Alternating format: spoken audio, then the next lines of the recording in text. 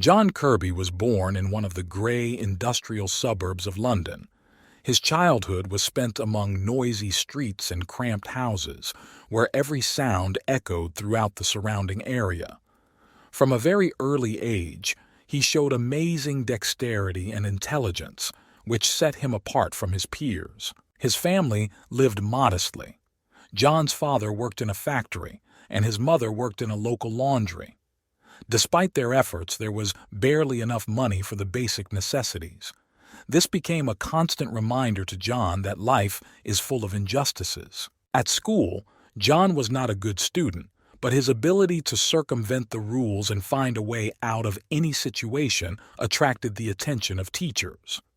They often noticed that he knew how to forge signatures, copy without anyone noticing, and even find ways to skip classes without arousing suspicion. One of John's most vivid childhood memories was his first case.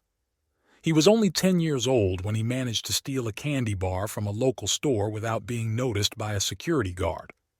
It was a small but significant triumph that gave him a taste for adrenaline and a sense of power.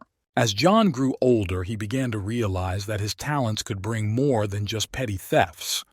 He began to study various mechanisms and devices, dismantling old clocks and locks to understand how they worked.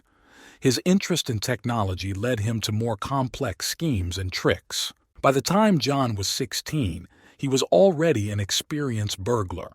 He began visiting large shopping centers and studying security systems, realizing that his goal should be more ambitious.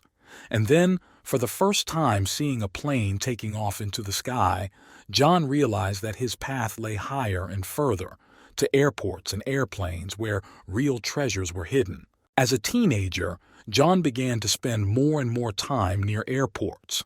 He watched passengers, studied flight schedules and baggage routes. He carefully recorded every little detail in his memory, realizing that this was where his future opportunities were hidden.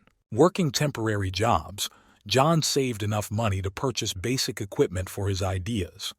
He bought small tools for picking locks, several listening devices, and a simple radio. These things became his first steps towards creating his own network of information. His first serious case occurred when he was 19. John got a job in the cleaning service of one of the major London airports. This gave him access to many restricted areas and rooms, as well as the ability to study security systems from the inside. He carefully studied surveillance cameras, guard routes, and places where valuables were stored. One night, using his access, John entered the room where things forgotten by passengers were stored. He carefully selected the most valuable items so that their absence would not arouse immediate suspicion. This was his first successful experience at the airport, and he realized that he was capable of more. Over the course of several years, John improved his skills. He began collaborating with petty criminals who helped him sell stolen items. Gradually, his actions became more bold and sophisticated. He hacked into the luggage compartments of airplanes, stole valuable cargo, and even organized the theft of expensive items from duty-free stores. John understood that the greater his successes, the greater the risks. He learned to carefully plan every task, avoiding unnecessary attention and traces.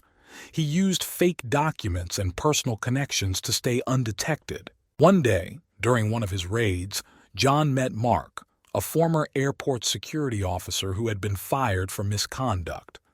Mark knew all the weak points of the system and was ready to help John for a share of the spoils. From that moment on, their operations became even more successful and large-scale. Partnering with Mark opened up new horizons for John. They began planning more complex and dangerous cases, including the theft of jewelry and large sums of money being transported through airports. But each new success brought them closer to the moment when fate could turn against them. With each new case, John and Mark became more and more confident in their abilities. They have learned to bypass the most complex security systems, predict the actions of security guards, and analyze flight schedules so that their operations run smoothly and flawlessly. One day they learned about the transportation of a particularly valuable cargo, rare jewelry belonging to a famous collector. The cargo was supposed to arrive in London from New York and remain in the transit zone for only a few hours. This was an opportunity that could not be missed. John and Mark conducted detailed research, learning everything about the transport route, security measures, and arrival times. They hatched a plan that involved using fake documents to infiltrate the transit zone and replace the jewelry boxes with replicas. On the night of the operation, they infiltrated the airport using their network of contacts and carefully forged IDs.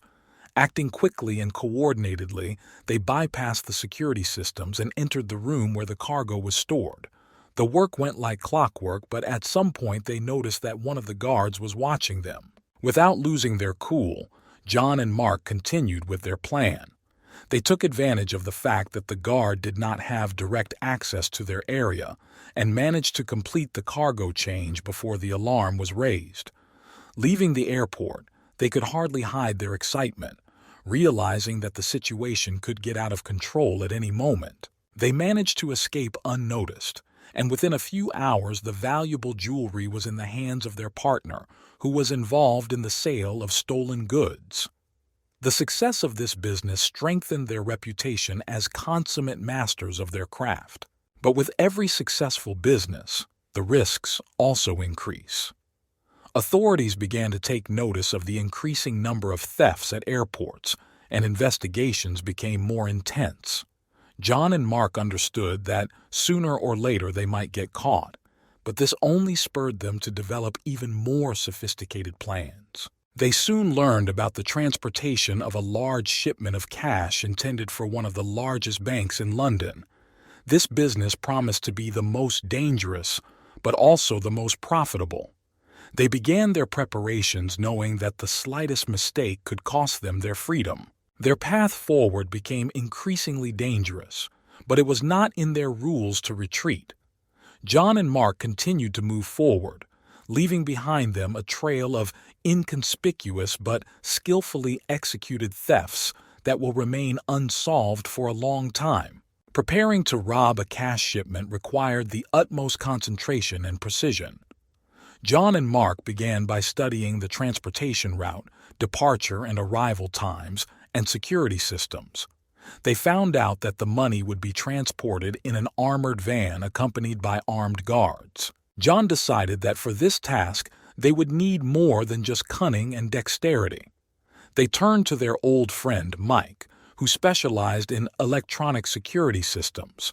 Mike agreed to help for a share of the profits, and the team began to develop a plan that involved hacking the GPS system and setting false data to drive the van to the desired location. The day of the operation arrived. All team members were in their places, acting according to a pre-developed scenario. Mike, sitting at his computer in his secluded place, hacked into the GPS system and redirected the van to an abandoned warehouse on the outskirts of the city. John and Mark, dressed in security uniforms, were already waiting there. When the van arrived, they quickly neutralized the guards using special neutralizers that temporarily incapacitated them. The entire operation took a matter of minutes, and soon huge bags of cash were carried into their van. They knew they had little time before the guards came to their senses and raised the alarm. Leaving the warehouse, John felt a slight adrenaline mixed with a sense of satisfaction. They were able to pull it off flawlessly again, but that was just part of their game. The money was distributed among the participants, and a significant part was sent to accounts located offshore to ensure their safety. But with each new theft, their tracks became more and more noticeable to the police. Authorities began to link all the recent airport and van robberies, and the focus on John and Mark intensified. They understood that if they did not act carefully, failure could overtake them. Shortly after successfully robbing a cash shipment, John decided they needed to lay low for a while. They suspended all operations and focused on maintaining a low profile so as not to attract attention. It was a difficult decision for a team accustomed to constant risks and adrenaline. However, they knew that new opportunities lay ahead. John continued to follow the news and study possible targets, knowing that sooner or later the time would come for the next big thing. Their criminal activities continued, but now they became even more careful and calculating, realizing that the cost of a mistake had become too high. Several months had passed since the last robbery, and John and Mark tried not to draw attention to themselves.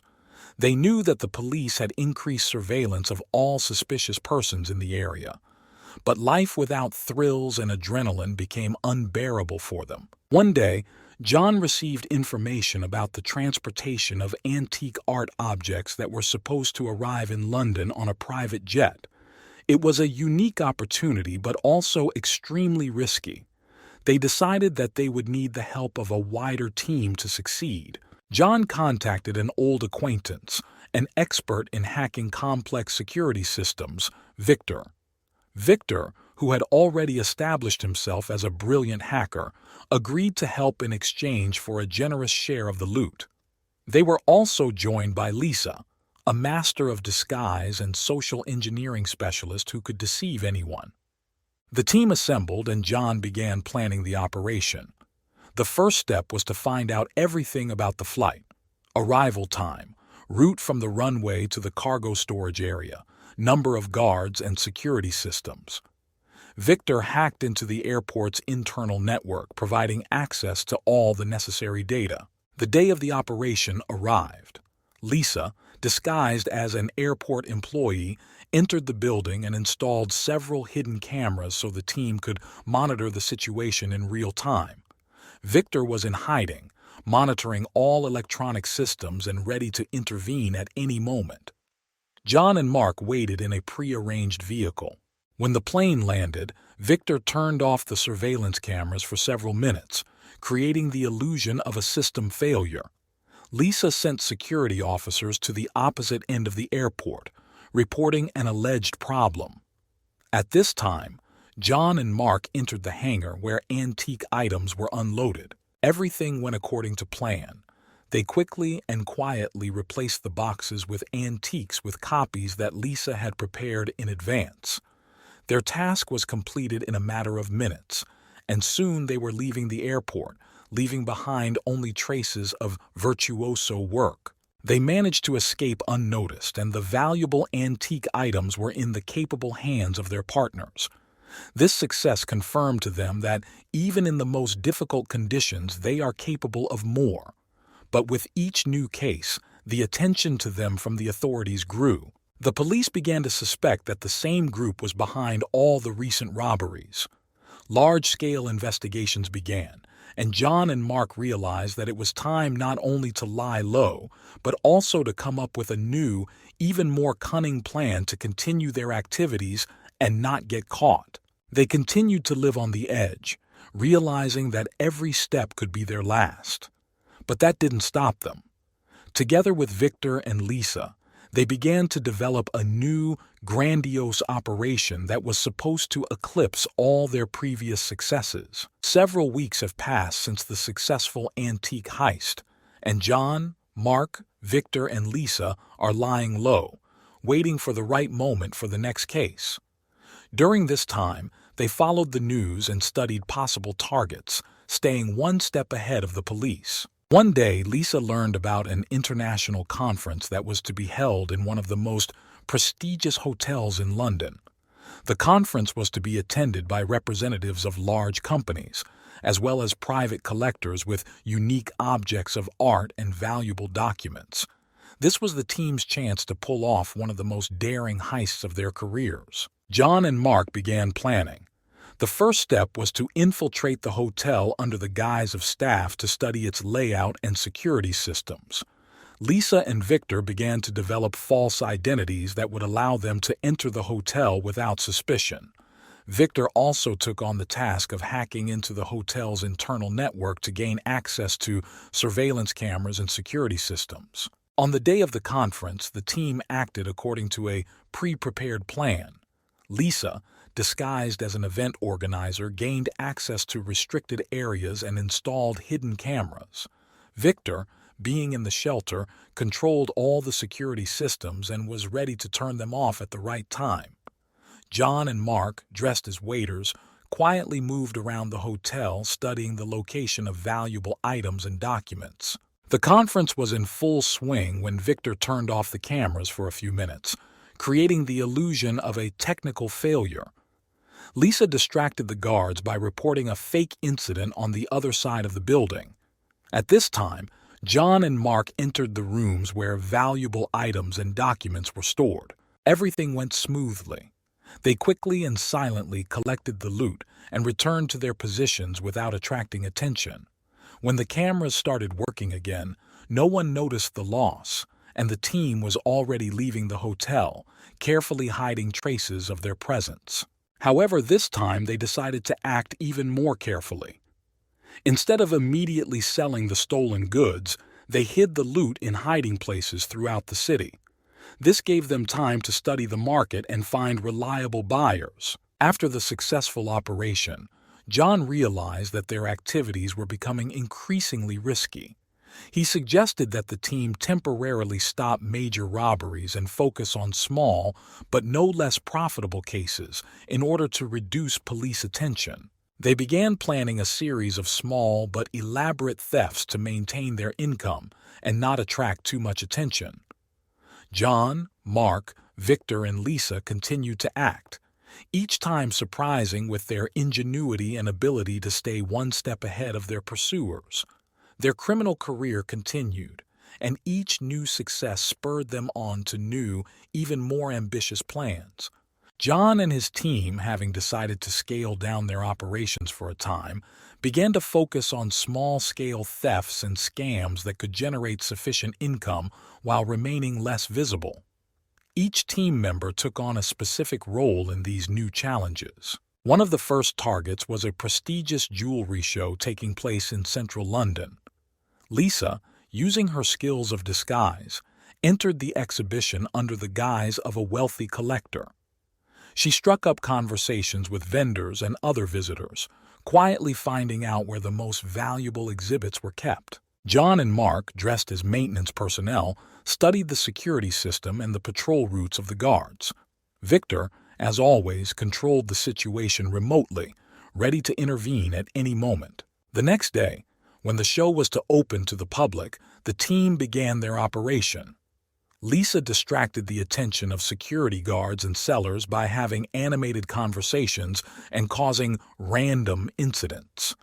At this time, John and Mark quietly entered the closed area where the most expensive jewelry was kept. With counterfeit keys and tools prepared in advance, they quickly opened the display cases and replaced the original jewelry with skillfully made copies. Victor, by hacking the surveillance system, ensured that the cameras did not record their actions. Everything went so smoothly that no one suspected theft until after the show.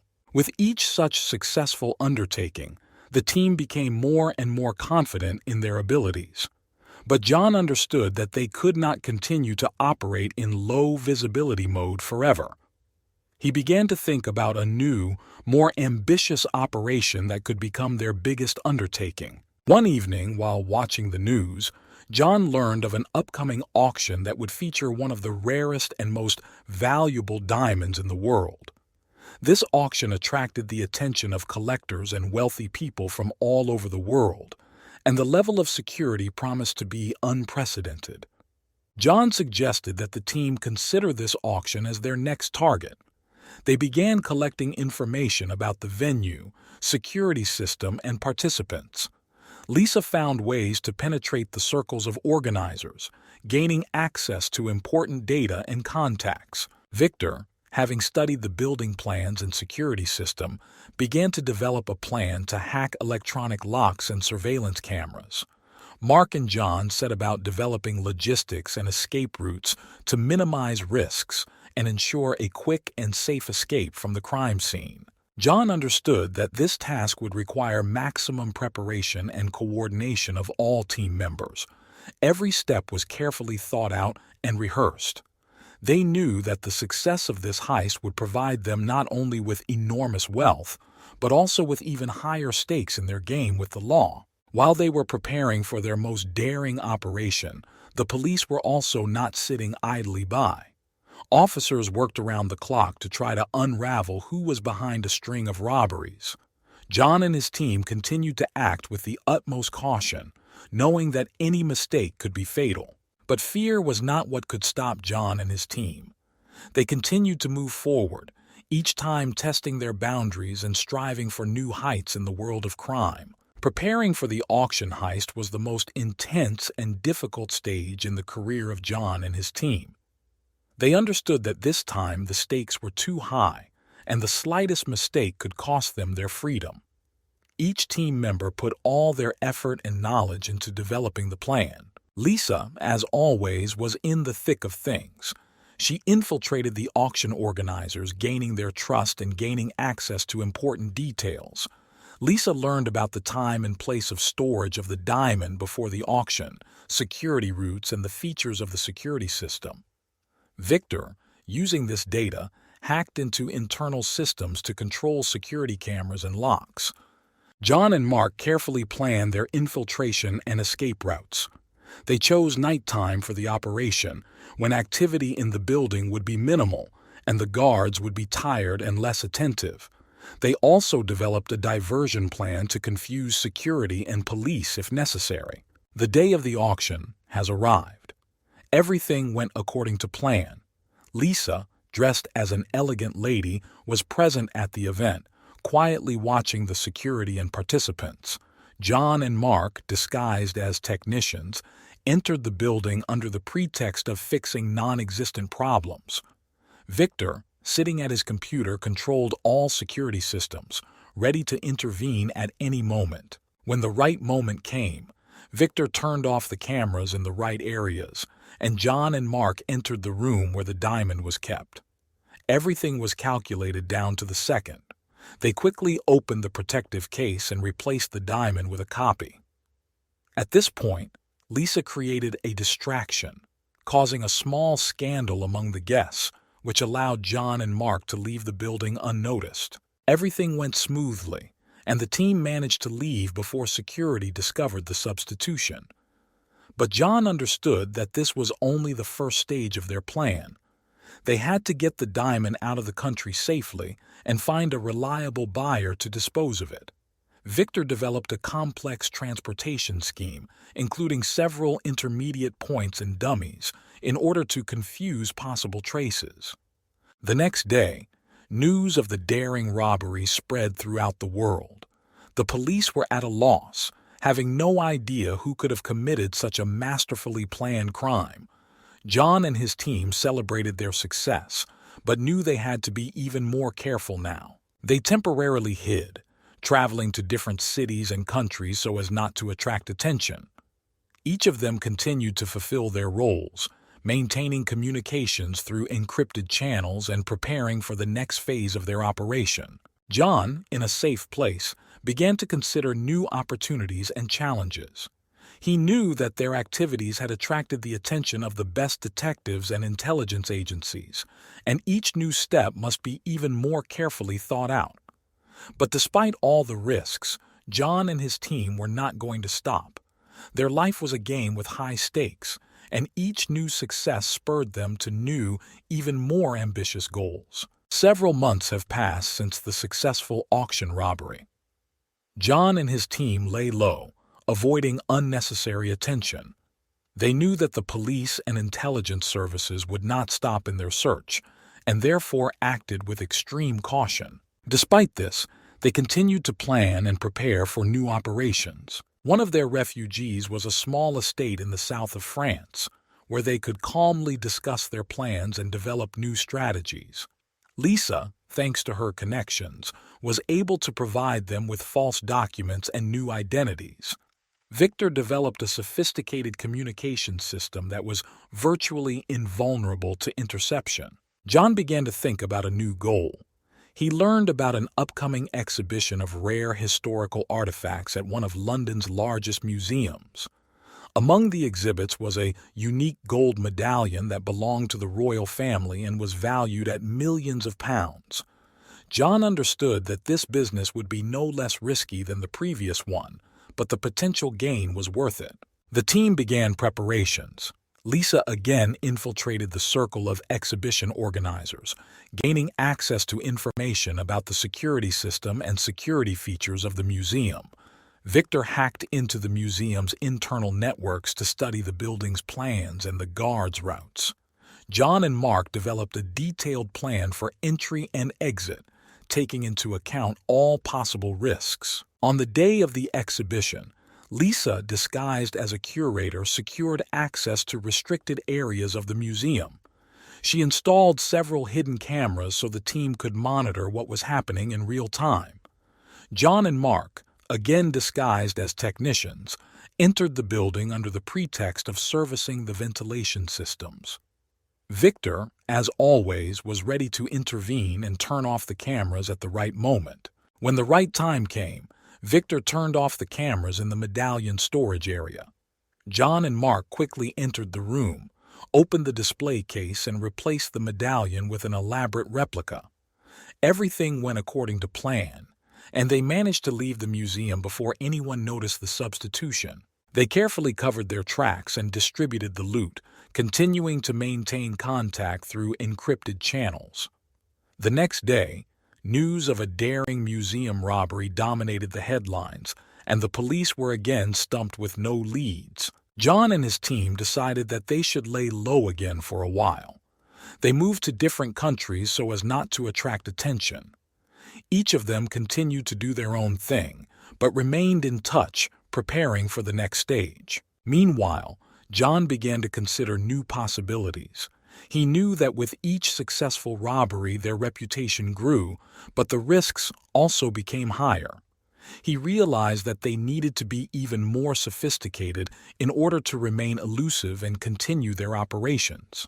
The life of John and his team has become a constant game with high stakes. They continue to search for new targets, develop complex plans, and stay one step ahead of their pursuers. Each new success strengthened their confidence and spurred them on to new, even more ambitious crimes that promised to bring not only wealth, but also real adventures. After a successful museum robbery, John and his team decided to act in even more sophisticated ways. They realized that their successes could not go unnoticed, and each subsequent operation required even more careful preparation and planning. The time has come for new, even more ambitious goals in their lives. One day, John received information that one of the largest banking companies was planning to transport a significant amount of money and securities on a special armored aircraft. Known for its high level of security, this flight was intended for the bank's most important clients. It was a goal that could bring incredible profits, but would also require maximum effort and risk. John gathered his team and presented them with his plan.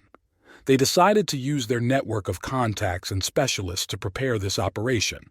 Lisa found a way to contact bank employees and find out all the details about the upcoming flight. Victor, as always, hacked into the company's internal security systems to gain access to plans and routes. The preparation took several months. John and Mark developed a detailed plan to board the plane, which included the use of false documents and special devices to bypass security systems. Lisa collected information and made contacts within the company to gain access to the necessary resources. Victor prepared all the technical aspects of the operation, including hacking the flight control systems and coordinating the team's actions. The day of the operation arrived. The team acted harmoniously and professionally. Lisa provided false documents and identification cards that allowed John and Mark to board the plane under the guise of security personnel. Victor controlled all systems remotely, ready to intervene at any moment. Once the plane took off, John and Mark began executing the plan. They quickly and silently neutralized the guards and entered the compartment where money and securities were stored. Victor, having hacked the flight control system, ensured a temporary shutdown of the alarm and surveillance cameras. Everything went smoothly, and the team managed to complete their task before the crew noticed anything was wrong. They successfully left the plane after it landed, leaving behind only carefully camouflaged tracks. The loot was huge, and the team knew that this time they had managed to pull off one of the largest heists in history. The police and intelligence agencies were at a loss. No one could understand how the criminals managed to board the plane and commit the robbery without being noticed. John and his team were once again one step ahead, but knew that now their pursuit would be even more intense. They decided to lay low for a while, using their new wealth for security and further planning.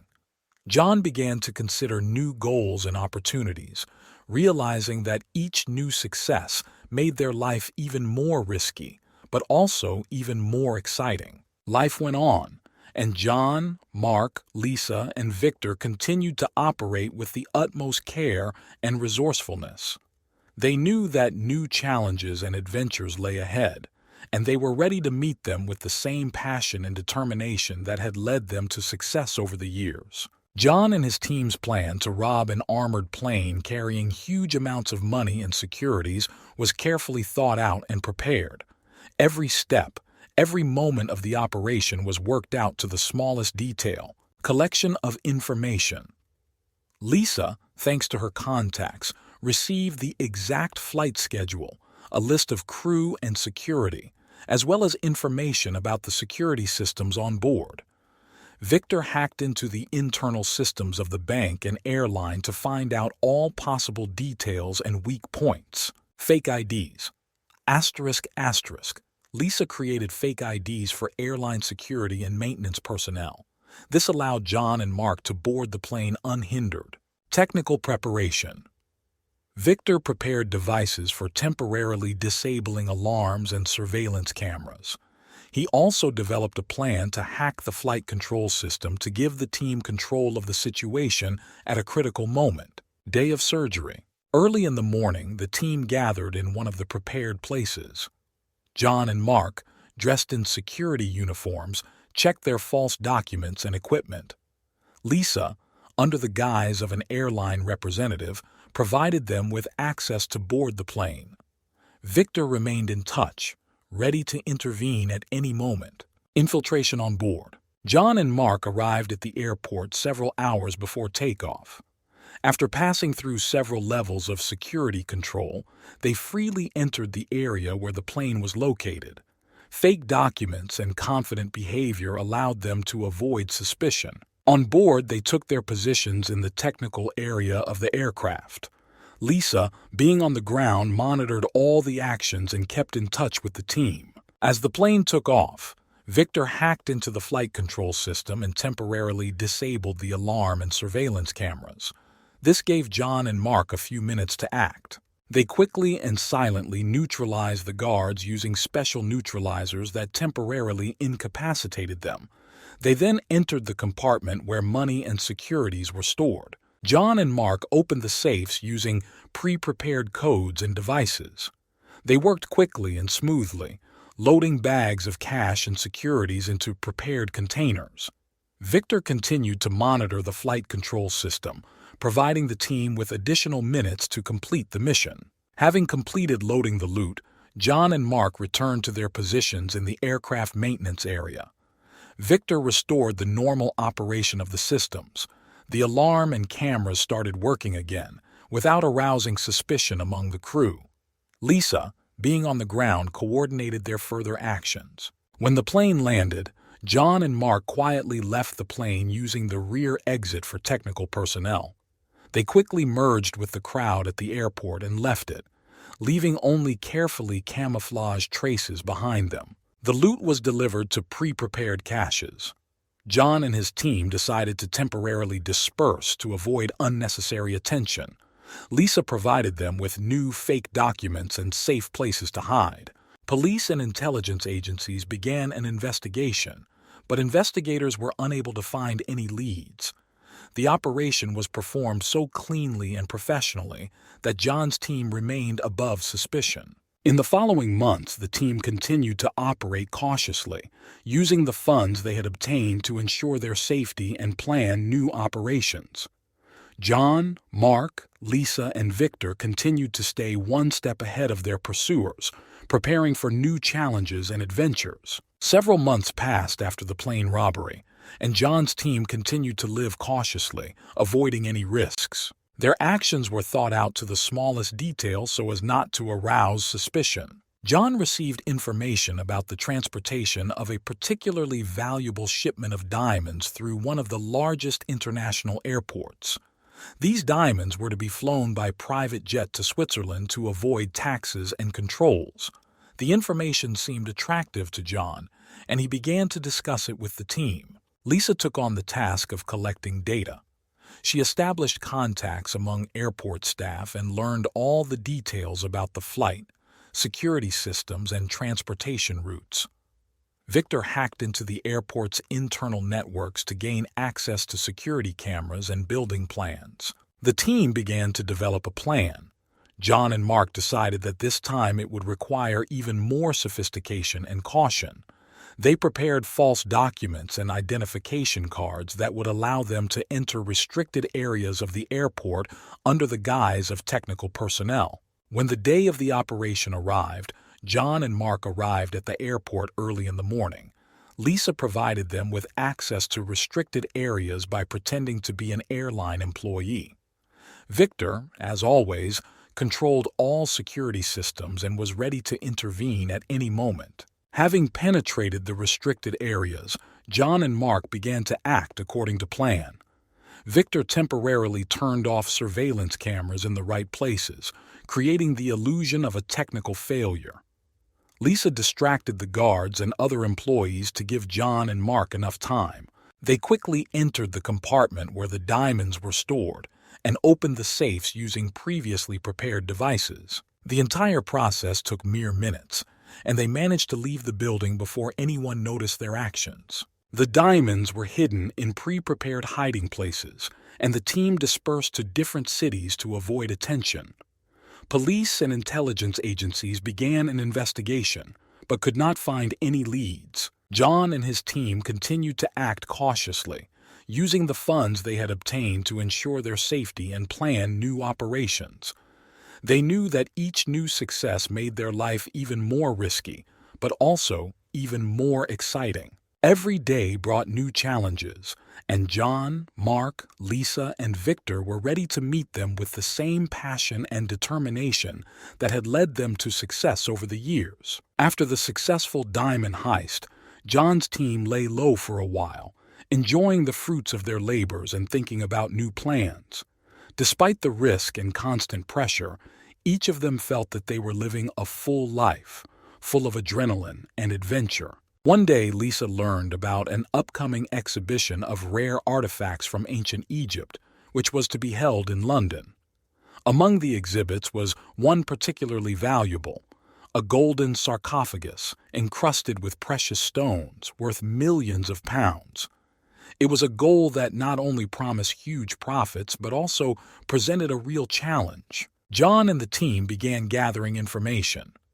Lisa again used her contacts to find out everything about the exhibition, the building's layout and security systems. Victor hacked into the museum's internal networks to gain access to building plans and security routes. John and Mark began to develop a detailed plan for infiltration and escape. On the day of the exhibition, Lisa, disguised as a curator, secured access to restricted areas of the museum. She installed several hidden cameras so the team could monitor what was happening in real time.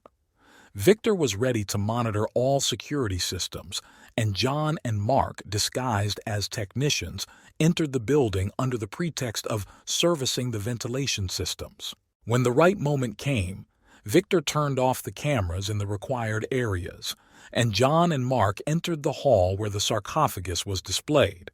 Everything went according to plan. They quickly opened the protective glass dome and replaced the sarcophagus with a fake, which Lisa had prepared in advance. The entire process took a matter of minutes, and they managed to complete the operation before anyone noticed the substitution. They left the museum unnoticed, and the valuable loot was hidden in a safe place. The police and intelligence agencies were again at a dead end, having no traces or leads. The success of this operation strengthened the team's confidence in their strengths and abilities. Despite the successful robberies, John realized that their actions were attracting more and more attention. He suggested that the team temporarily stop large operations and focus on smaller but no less profitable cases in order to reduce the attention on themselves. The team agreed with this decision and began to develop a series of small but carefully planned thefts. They continued to stay one step ahead of their pursuers, acting with the utmost caution and ingenuity. A relatively calm time had come in their lives, but each of them knew that this was only a temporary lull before the next great things. John, Mark, Lisa, and Victor continued to seek new opportunities and goals, preparing for new challenges and adventures. Their path was full of dangers, but this is what made their life so exciting and unpredictable. Despite the temporary lull, John's team did not stop following the news and looking for new opportunities. One day, Lisa learned about the upcoming transportation of valuable cargo, unique artifacts from a private collection, which were to be delivered from London to Paris on an armored train. This flight, known for its high level of security, became a new target for them. Lisa began to collect information. She established contacts among railway employees and learned all the details about the flight, security systems, and transportation routes. Victor hacked into the company's internal networks to gain access to surveillance cameras and train plans. John and Mark developed a detailed plan for infiltration and escape. On the day of transportation, the team acted harmoniously. John and Mark entered the station under the guise of technical personnel, preparing everything necessary for the operation. Lisa provided access to restricted areas by pretending to be a company employee, and Victor controlled all security systems, ready to intervene at any moment. When the train set off, Victor temporarily disabled the surveillance cameras and alarm systems in the right places. John and Mark began to act, entering the carriage where the artifacts were stored. They quickly opened the safes using pre-prepared devices and replaced valuable items with counterfeits. The operation went without a hitch. John and Mark managed to complete their work before anyone noticed the substitution. Lisa coordinated their actions, diverting the attention of the guards and other employees. The whole process took a matter of minutes, and they managed to leave the carriage without being noticed. After successfully completing the task, the team dispersed to different cities to avoid attention. The artifacts were hidden in safe places, and the team began looking for buyers on the black market. The police and intelligence agencies were again at a dead end, having no traces or leads. Despite the successful operations, John understood that with each new case the risks grew. He suggested that the team spend some time in the shadows, analyzing their actions and developing new strategies. The team agreed with this decision and began planning a series of petty thefts to maintain income levels and not attract unnecessary attention. Several months passed, and life for John's team returned to normal. They continued to act with utmost caution and resourcefulness, staying one step ahead of their pursuers.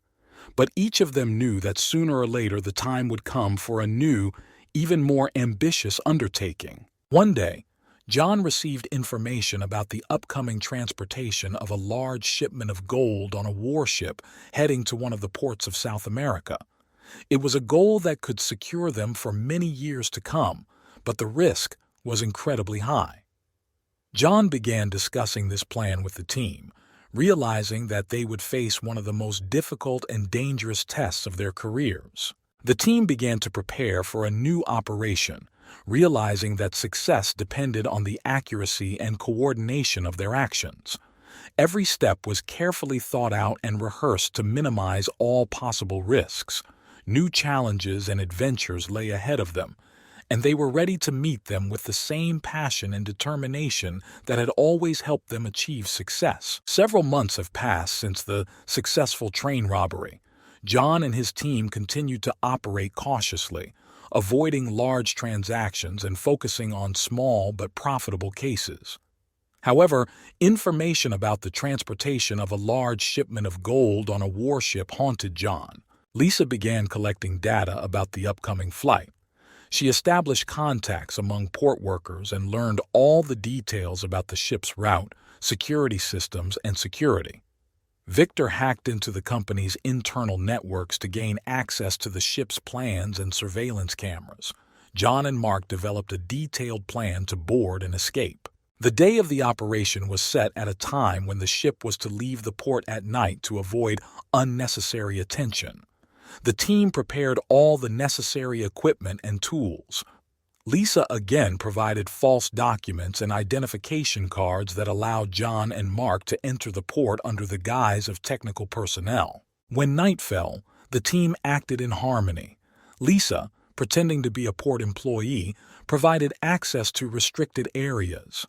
John and Mark, dressed in technical uniforms, entered the ship without attracting the attention of security. Victor, as always, controlled all security systems and was ready to intervene at any moment.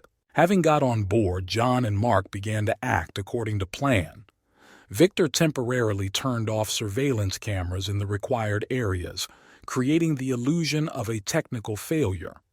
They quickly reached the hold where the gold was stored and opened the safes using previously prepared devices. The whole process took a matter of minutes.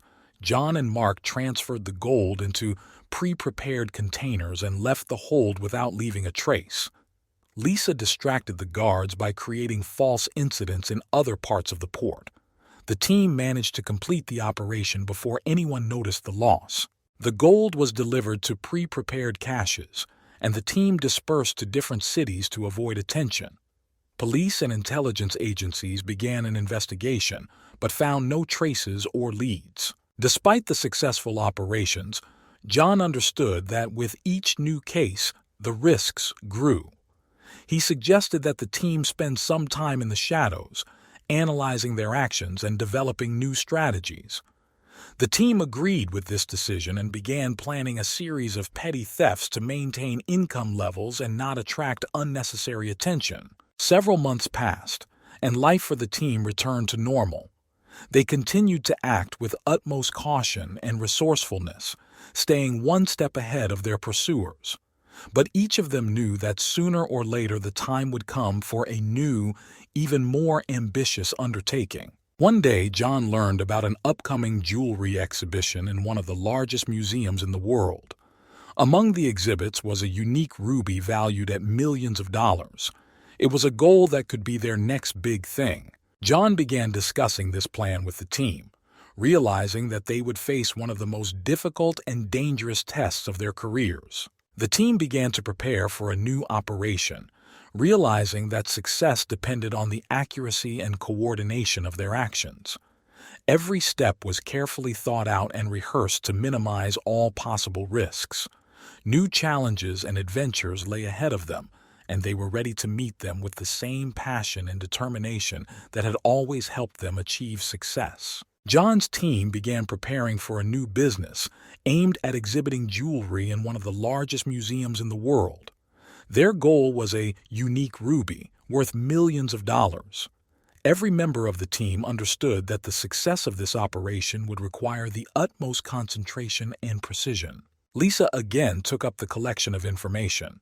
She established contacts among the museum staff, learned all the details about the building's layout, security systems, and security guard schedules.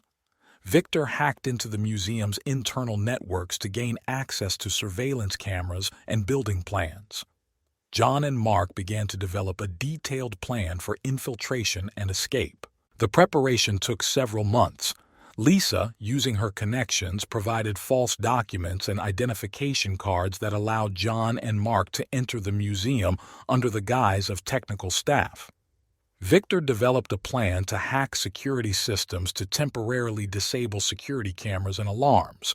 The day of the exhibition has arrived. Lisa, disguised as one of the museum employees, provided access to restricted areas. John and Mark arrived on site, dressed in technical uniforms, and began to carry out the plan. Victor, being in hiding, controlled all security systems and was ready to intervene at any moment. When the right moment came, Victor temporarily turned off the surveillance cameras and alarms in the area where the ruby was located. John and Mark quickly entered the showroom, opened the display case and replaced the ruby with a skillful fake that Lisa had prepared in advance. The whole process took a matter of minutes. After completing the operation, they quietly left the building without attracting the attention of security. Lisa distracted museum staff by creating false incidents and delays. The team managed to complete the operation before anyone noticed the loss. The ruby was hidden in a pre-prepared hiding place, and the team dispersed to different cities to avoid attention. Police and intelligence agencies began an investigation, but found no traces or leads. The success of this operation strengthened the team's confidence in their strengths and abilities. Despite the successful robberies, John realized that their actions were attracting more and more attention. He suggested that the team temporarily stop large operations and focus on smaller but no less profitable cases in order to reduce the attention on themselves. Several months passed, and life for John's team returned to normal. They continued to act with utmost caution and resourcefulness, staying one step ahead of their pursuers.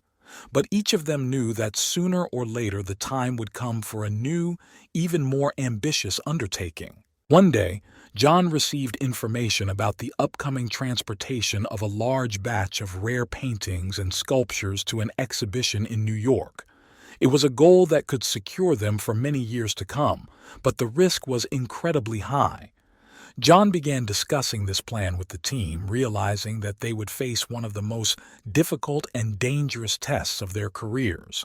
Several months have passed since John's team successfully stole a ruby from the museum. They decided to hide temporarily so as not to attract unnecessary attention. But a quiet life was not their style, and John soon learned of a new goal that could become the most ambitious thing in their careers. A secret auction was planned to be held in London, at which rare and extremely valuable art objects were to be exhibited, including the famous collection of paintings of one of the most famous private collectors. This event was not widely advertised and was intended only for a select few. John realized that this was an opportunity that should not be missed. Lisa began collecting information about the location of the auction and its participants. She made contacts among the event staff and learned all the details about the security systems, schedule, and layout of the building. Victor hacked into the internal networks of the auction organizers to gain access to surveillance cameras and floor plans. John and Mark developed a detailed plan for infiltration and escape. The team decided to proceed with extreme caution given the high level of security at such an event. Lisa created fake documents and invitations that allowed John and Mark to enter the auction under the guise of wealthy collectors. Victor developed a sophisticated system for hacking electronic locks and alarms to provide the team with the minutes they needed to complete the mission. The day of the auction arrived. John and Mark, dressed in smart suits, arrived on site and passed all levels of security without arousing suspicion. Lisa, under the guise of one of the organizers, provided them with access to restricted areas. Victor was in hiding, monitoring all security systems and ready to intervene at any moment. Once the auction began, Lisa distracted staff and bidders by creating false incidents and delays. John and Mark entered the vault where the most valuable items were kept. Victor temporarily turned off the surveillance cameras and alarms, creating the illusion of a technical failure. John and Mark quickly opened the safes and replaced the original paintings and art with fakes that Lisa had prepared in advance. The whole process took a matter of minutes. They managed to complete the operation and returned to the hall without being noticed. When the auction ended and all participants began to leave, the team had already left the building. The loot was hidden in a safe place, and the team dispersed to different cities to avoid attention. Police and intelligence agencies began an investigation, but found no traces or leads. After a successful operation, John and his team decided to lie low again, but this time they realized that each new target had to be even more carefully thought out. They began to develop new strategies and techniques to stay out of the reach of law enforcement. Each of them knew that sooner or later the time would come for the next big thing. They continued to seek new opportunities, preparing for new challenges and adventures. Their life was full of dangers, but that is what made it so exciting and unpredictable. Several months later, after the successful auction heist, John's team continued to analyze their actions and develop new strategies. They decided that the next operation should not only be profitable, but also technologically sophisticated in order to test their capabilities in a new area. John received information that one of the largest banking corporations was planning to test a new digital security system. This system was installed at the company's central office in London and was used to protect electronic data and financial transactions. John saw this as a unique opportunity to not only make significant profits, but also to demonstrate his hacking skills. Lisa began collecting information about the security system and the bank building. She made contacts among the company's employees and learned all the details about the new system, including when and where it would be tested. Victor hacked into the bank's internal networks to gain access to building plans and surveillance cameras. John and Mark developed a detailed plan to penetrate and hack the system. The preparation took several weeks. Lisa provided false documents and identification cards that allowed John and Mark to enter the building under the guise of technicians involved in testing the system. Victor developed a complex plan to hack the digital security system, including the use of fake signals and data. The day of the operation arrived. John and Mark arrived at the bank building early in the morning, dressed in technician uniforms. Lisa, under the guise of a bank employee, provided them with access to restricted areas and distracted the attention of the guards. Victor, being in hiding, controlled all security systems and was ready to intervene at any moment. When testing of the new system began, Victor hacked the digital signals and redirected them to his servers. John and Mark entered the central server room and installed their devices to hack the system. The entire process took several minutes, but the team managed to complete the operation before anyone noticed the data substitution. They left the building without arousing suspicion and diverted significant amounts of money to pre-arranged offshore accounts. Police and intelligence agencies began an investigation, but could not find any traces or leads. After the successful operation, the team decided to temporarily stop major cases and focus on analyzing their actions. They understood that each new business required more and more caution and ingenuity. A few weeks later, John received information about a new major project, transporting rare historical artifacts from a museum in London to an exhibition in Tokyo. It was a goal that could be their next big thing. The team began preparations, realizing that success depended on the accuracy and coordination of their actions. Every step was carefully thought out and rehearsed. New challenges and adventures lay ahead of them, and they were ready to meet them with the same passion and determination that had always helped them achieve success. Several weeks have passed since the team successfully hacked the banking system. John, Lisa, Victor, and Mark understood that with each new business the risks became greater, but they also realized that this was what brought them true pleasure. John received information about the upcoming transportation of rare historical artifacts from a museum in London to an exhibition in Tokyo. The artifacts included precious ancient jewelry and relics, each valued at millions of dollars. John immediately realized that this could be their next big thing. Lisa set about collecting information. She established contacts among the museum staff and the carrier company, learned all the details about the route and security systems. Victor hacked into the company's internal networks to gain access to plans and surveillance cameras. John and Mark developed a detailed plan for the operation, taking into account all possible risks. The team decided to act as the artifacts were being transported from the museum to the airport. Lisa provided false documents and identification cards that allowed John and Mark to enter the loading area under the guise of being employees of the shipping company. Victor has developed a complex system for hacking security systems and surveillance cameras. The day of the operation arrived. John and Mark arrived at the loading area early in the morning, dressed in company uniforms. Lisa, under the guise of a museum employee, provided access to restricted areas and distracted the attention of the guards.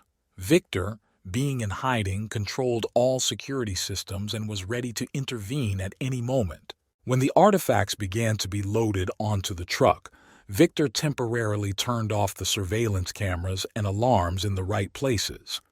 John and Mark quickly and quietly entered the loading area and replaced the containers with artifacts with fake ones.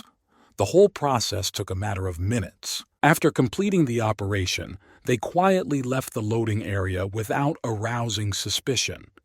Lisa distracted employees by creating false incidents and delays. The team managed to complete the operation before anyone noticed the substitution. The artifacts were hidden in pre-prepared hiding places, and the team dispersed to different cities to avoid attention. Police and intelligence agencies began an investigation, but found no traces or leads. The success of this operation strengthened the team's confidence in their strengths and abilities. Despite the successful robberies, John realized that their actions were attracting more and more attention.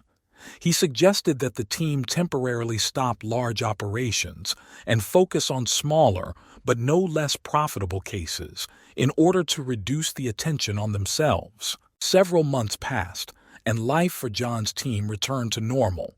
They continued to act with utmost caution and resourcefulness, staying one step ahead of their pursuers. But each of them knew that sooner or later the time would come for a new, even more ambitious undertaking. After the successful operation with the artifacts, John's team began looking for new targets again.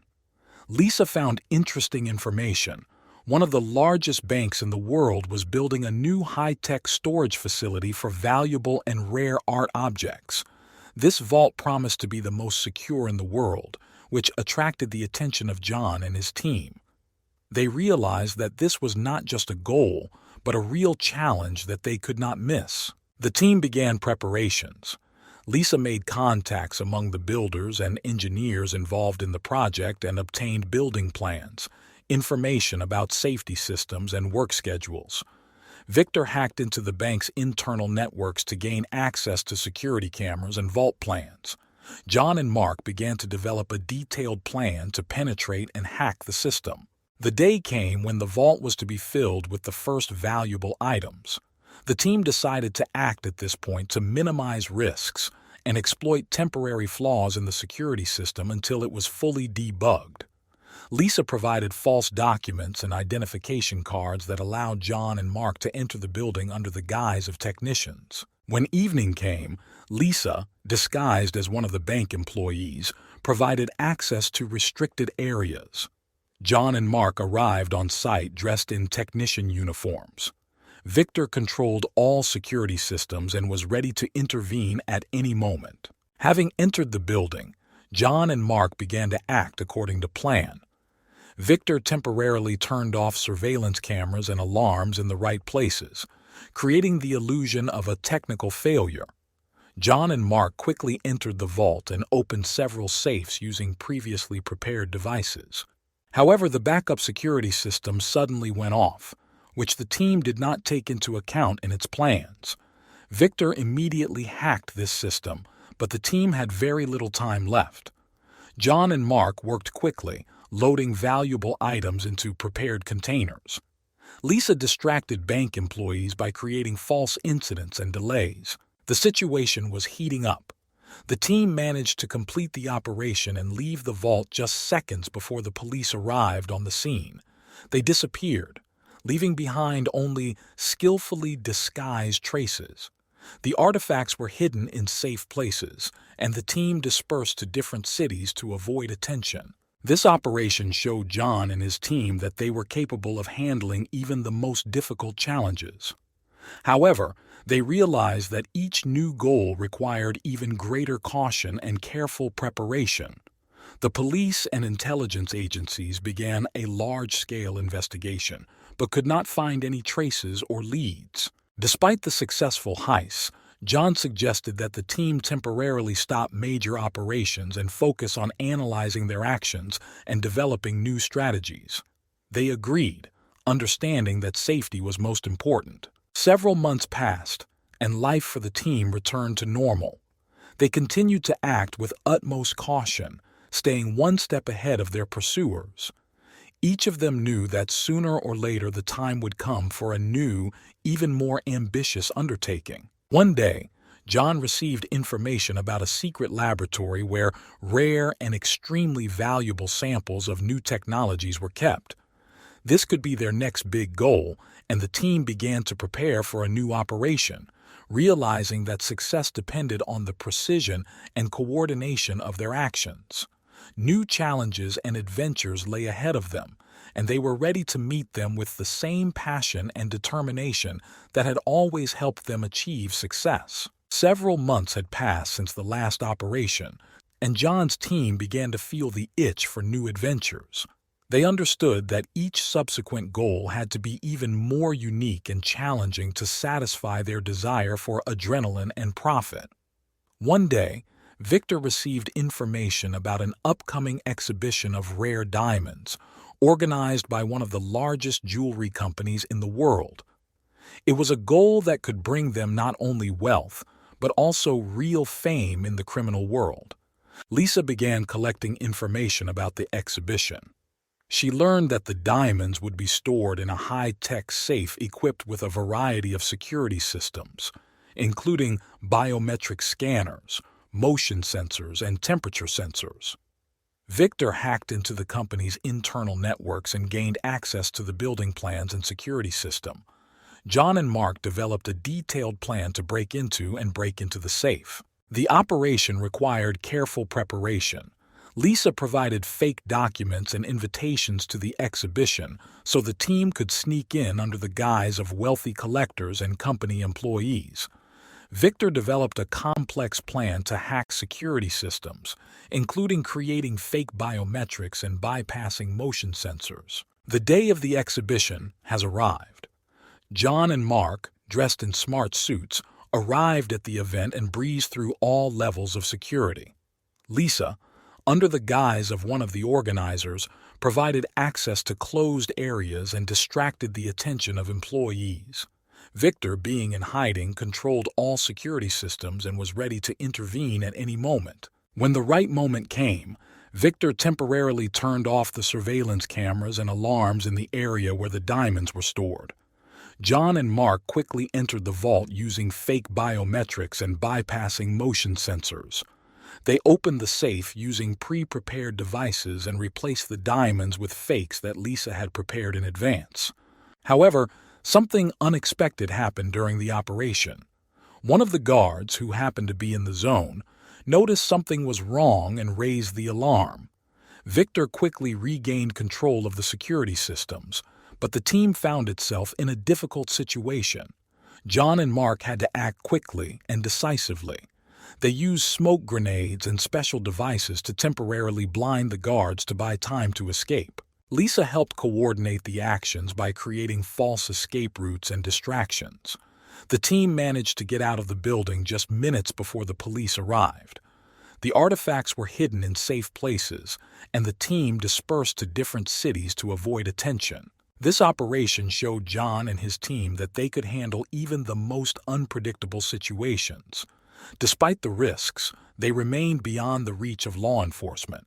The success of this operation boosted their confidence, but also reminded them of the importance of careful preparation and caution. Following this case, the team decided to temporarily cease major operations and focus on analyzing their operations and developing new strategies.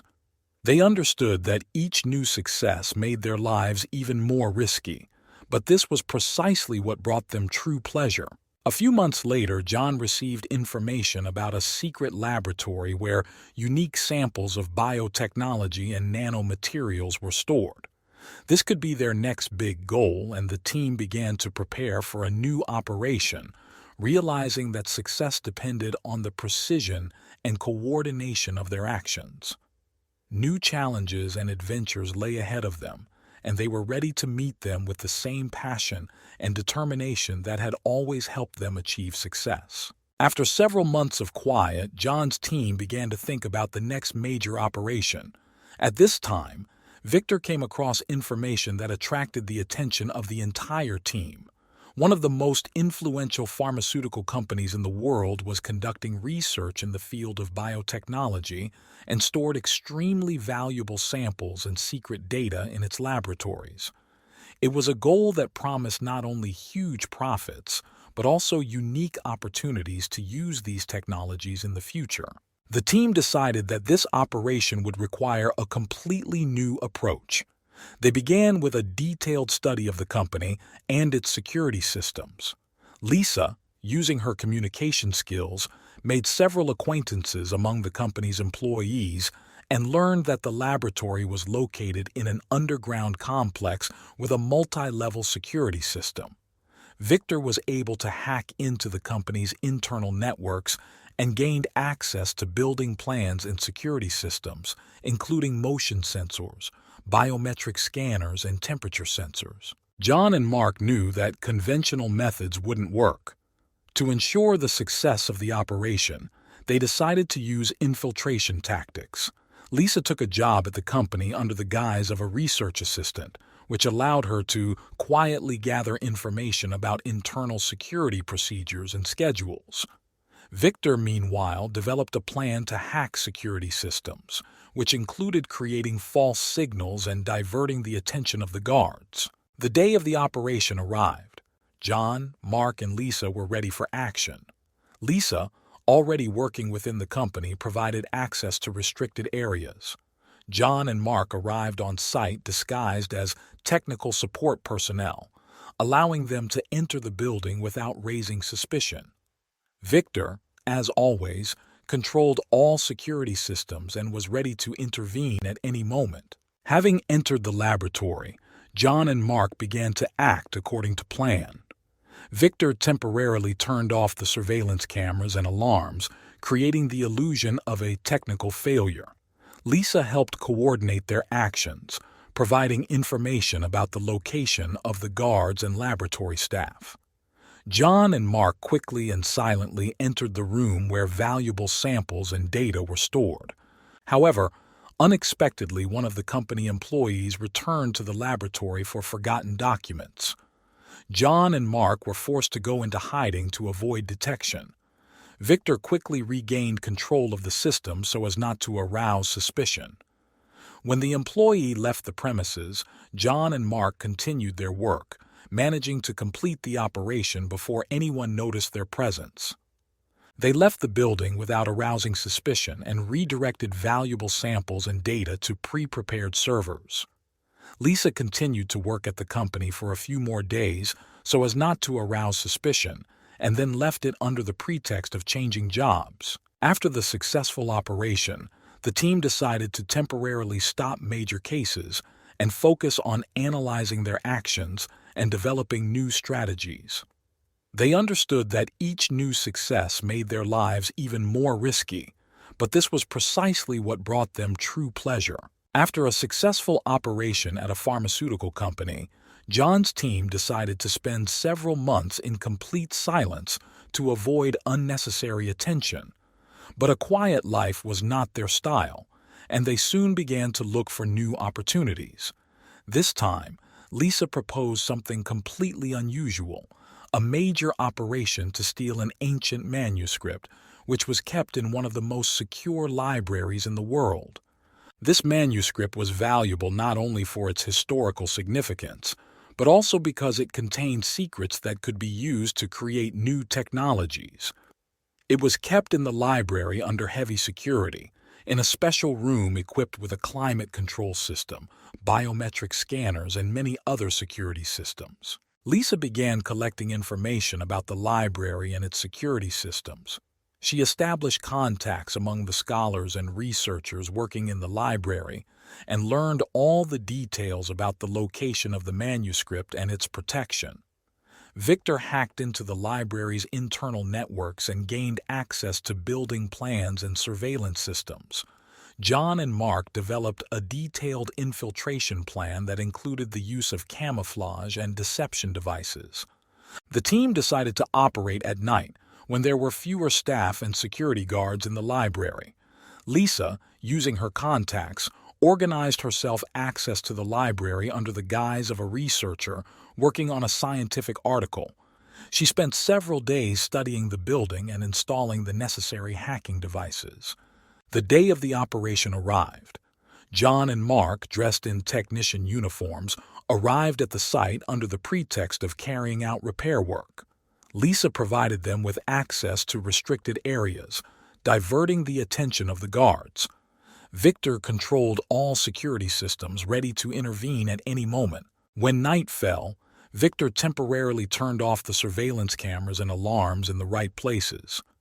John and Mark, using fake biometric data, entered the room where the manuscript was kept. Lisa helped coordinate their actions, providing information on the whereabouts of guards and employees. However, in the middle of the operation, an unexpected incident occurred. One of the guards, performing a night patrol, noticed an open window which the team used to enter. Victor quickly created a false alarm in another part of the building to distract the guard, and John and Mark continued their work, managing to complete the operation before anyone noticed their presence. They carefully removed the manuscript and replaced it with an elaborate copy to buy time before the theft was discovered. The team then left the library, leaving minimal traces behind them. The manuscript was hidden in a previously prepared hiding place, and the team dispersed to different cities to avoid attention. After this operation, the team decided to temporarily stop major cases and focus on analyzing their actions and developing new strategies. They understood that each new success made their lives even more risky, but this was precisely what brought them true pleasure. A few months passed and the team began looking for new opportunities again. This time, John received information about an upcoming international auction where rare jewelry and historical artifacts were to be exhibited. This could be their next big goal, and the team began preparations, knowing that success depended on the precision and coordination of their actions. Several months have passed since the successful operation in the library. John's team began looking for new opportunities again. They received information about an upcoming international auction that would feature rare jewelry and historical artifacts. This could be their next big goal, and the team began preparations, knowing that success depended on the precision and coordination of their actions. However, they did not know that their competitors were on their trail, another criminal group that had long been trying to take over their share of the market for valuable artifacts and jewelry. This group, led by a man named Alexei, was known for its ruthlessness and cruelty. Lisa, as usual, began collecting information about the upcoming auction. John and Mark developed an operation plan, and Victor hacked the security systems of the auction organizers. They had no idea that their competitors were watching them. The night before the auction, Lisa and Victor noticed that something was wrong. They noticed strangers watching them. Lisa reported this to John, but he decided that it was just increased security measures before the auction. The team continued their preparations, unaware that they were in mortal danger. The day of the auction has arrived. Lisa, disguised as a wealthy collector, got inside and began coordinating the team's actions. John and Mark, dressed in elegant suits, quietly moved around the hall, waiting for the right moment. Victor monitored the security systems, ready to intervene at any moment. As the operation began, competitors struck. They burst into the building, armed to the teeth, and started shooting. Auction visitors fled in panic, but the competitors knew who they were looking for. Lisa was the first to be targeted. She was found and killed in cold blood. John and Mark tried to escape but were shot dead on the spot. Victor, realizing what was happening, tried to turn off all systems and escape, but he was found and killed in his hideout. The competitors destroyed all members of John's team, took away valuable artifacts and jewelry, and fled the scene of the crime. The police and intelligence agencies who arrived at the scene found only chaos and bodies, without being able to prevent a tragedy. This was the end of the story of John's team.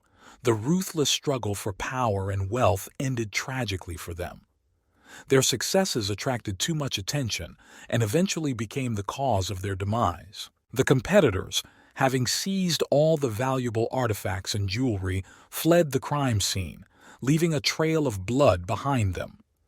The police and intelligence agencies who arrived at the scene found only chaos and bodies, without being able to prevent a tragedy. In the weeks and months that followed, the investigation into the auction tragedy became a priority for law enforcement.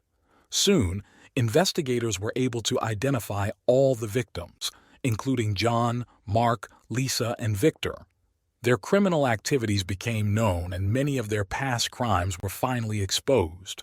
The competitors, led by Alexei, were able to escape justice, but their victory turned out to be temporary. Information about the brutal massacre of John's team spread among criminal circles, and Alexei became a target for other competing groups. He was forced to constantly hide, fearing retribution. Ultimately, the death of John and his team served as a reminder of how dangerous life in the world of crime can be. Their quest for success and wealth led to tragic ends, but their stories lived on in the legends of the criminal world. And although they died, their legacy remains. New generations of criminals studied their methods and strategies, seeking to repeat their success, but always remembered that every step in this world could be their last. Thus ended the story of John's team, bright, full of dangers and adventures, but also tragic and sad. Their life was a high-stakes game, and in the end, they paid the ultimate price. Second story of the criminal. In a small village lost among the green hills, a boy named Pablo was born. His family lived in poverty, and from early childhood, Pablo had to fight for survival. His father, who worked on a local farm, brought home modest earnings that were barely enough to buy food. His mother took care of the house and took care of Pablo and his younger brothers and sisters. Pablo has always been a curious and smart boy. He learned quickly and helped his parents, but poverty and lack of prospects forced him to look for ways to improve his life. In the village, you could often hear stories about rich people who were able to achieve success in the big city. These stories fueled Pablo's dream of a better life. One day, when Pablo was only 10 years old, he met a local smuggler who told him about the possibilities of making money in the drug trade. At first, Pablo did not attach importance to these words, but soon began to notice that people associated with this business lived much better than his family. One day, when there was not enough money even for bread, Pablo decided to approach the smuggler and offer his help. He started small, helping transport small quantities of goods across the village border.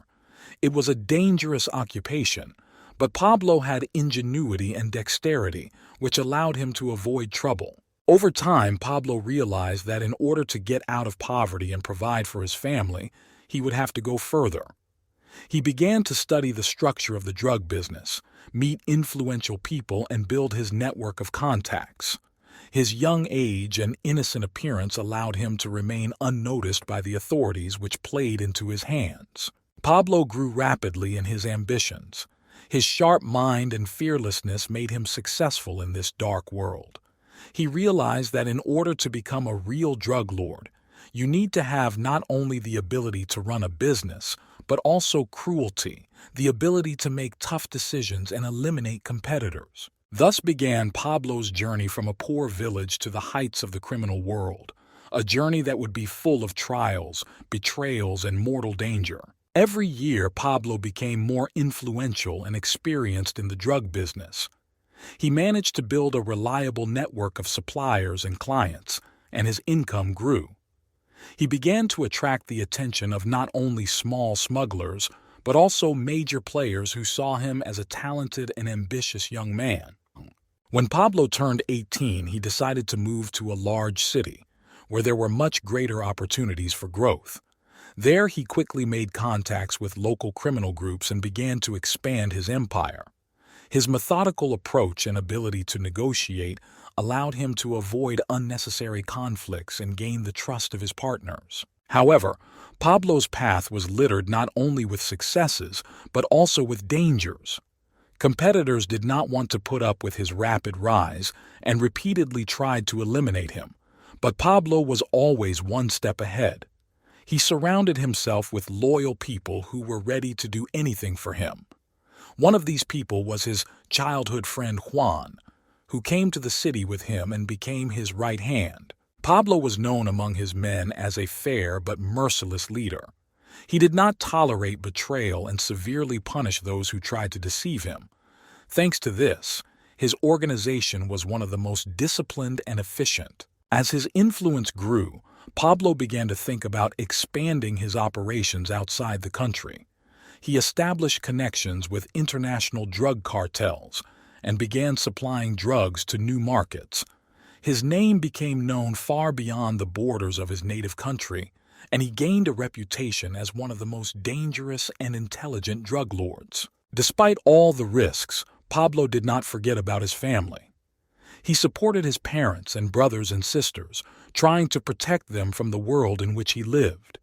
He managed to provide them with a decent life, and they were proud of his successes, although they did not know the whole truth about his activities. At this time, Pablo began to think about his future and how to preserve his empire.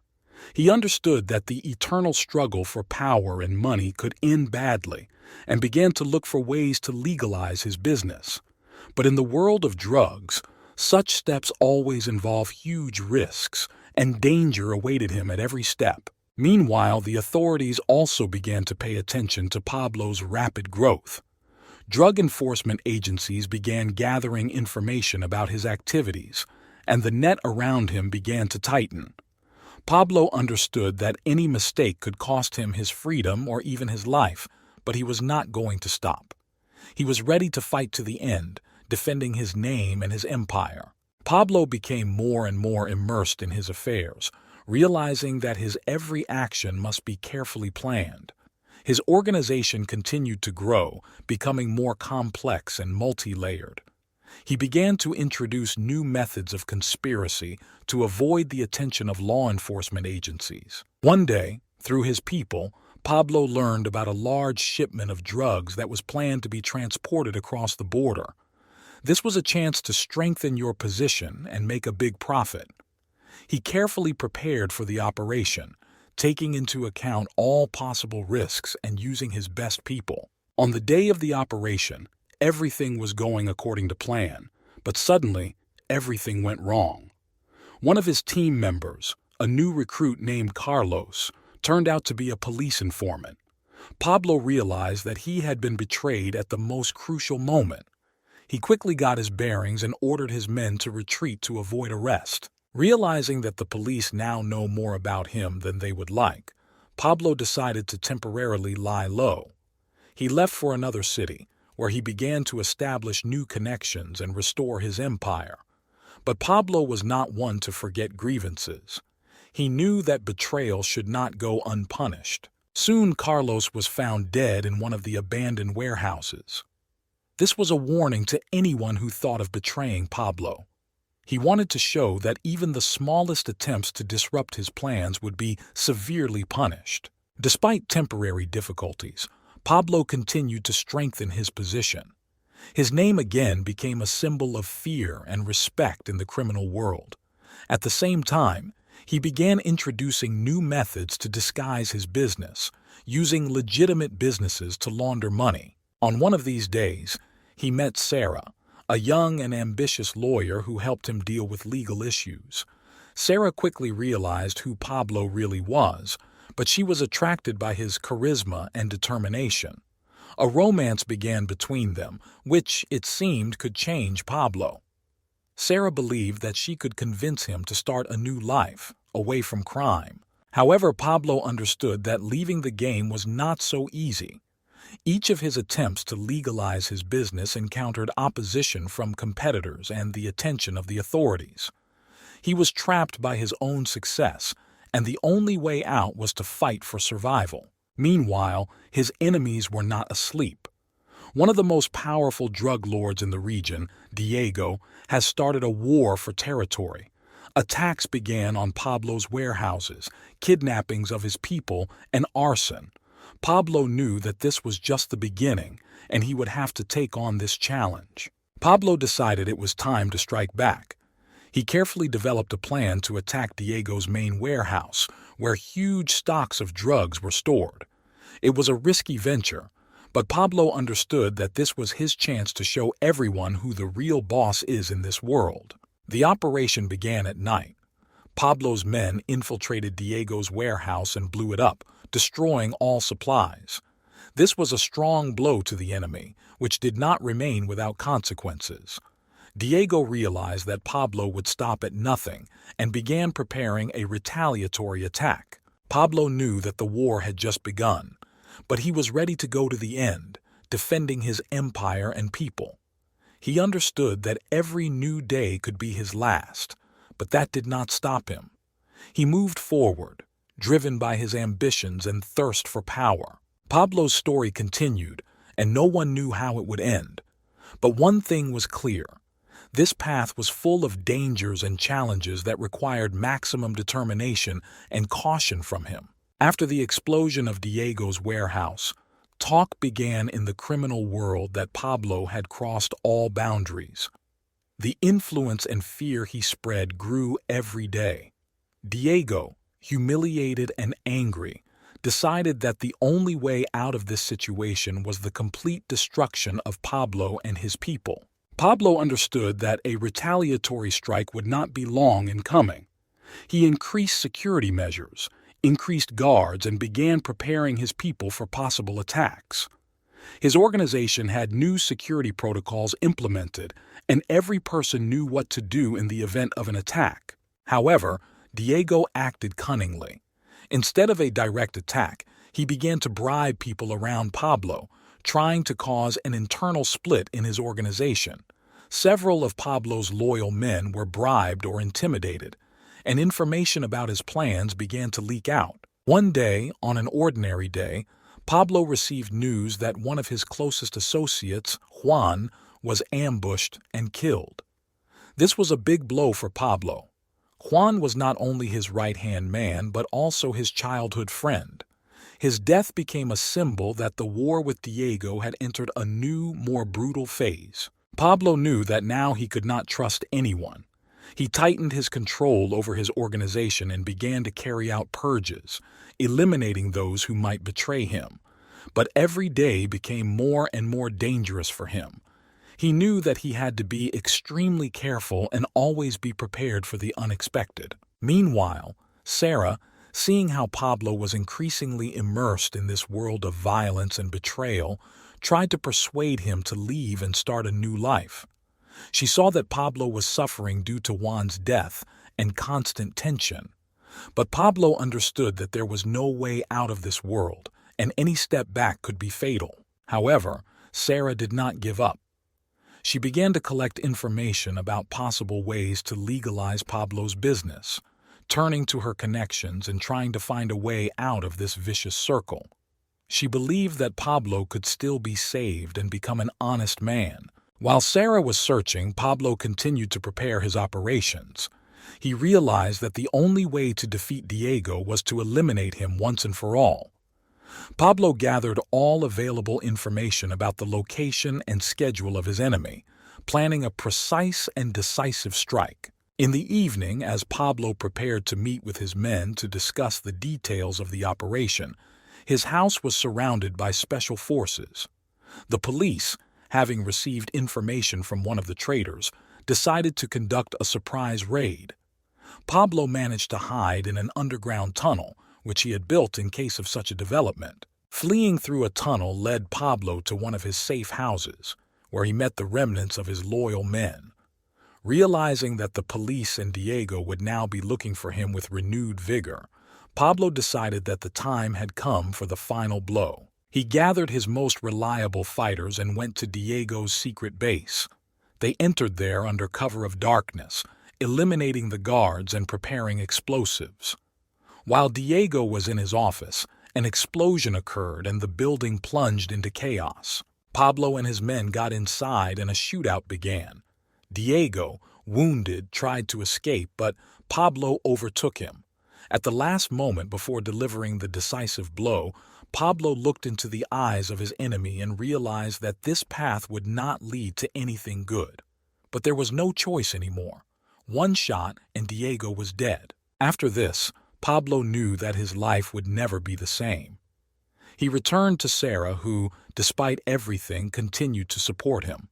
Together, they began to make plans for the future, hoping that one day they would be able to leave this world and start a new life. However, new challenges awaited them, and Pablo understood that the end of the road was still far away. His story continued, and no one knew what awaited him ahead. But one thing was clear: he was ready to fight until his last breath, protecting his life and those he loved. After Diego's death, Pablo's influence in the criminal world increased significantly. His reputation as one of the most dangerous and skilled drug lords was strengthened.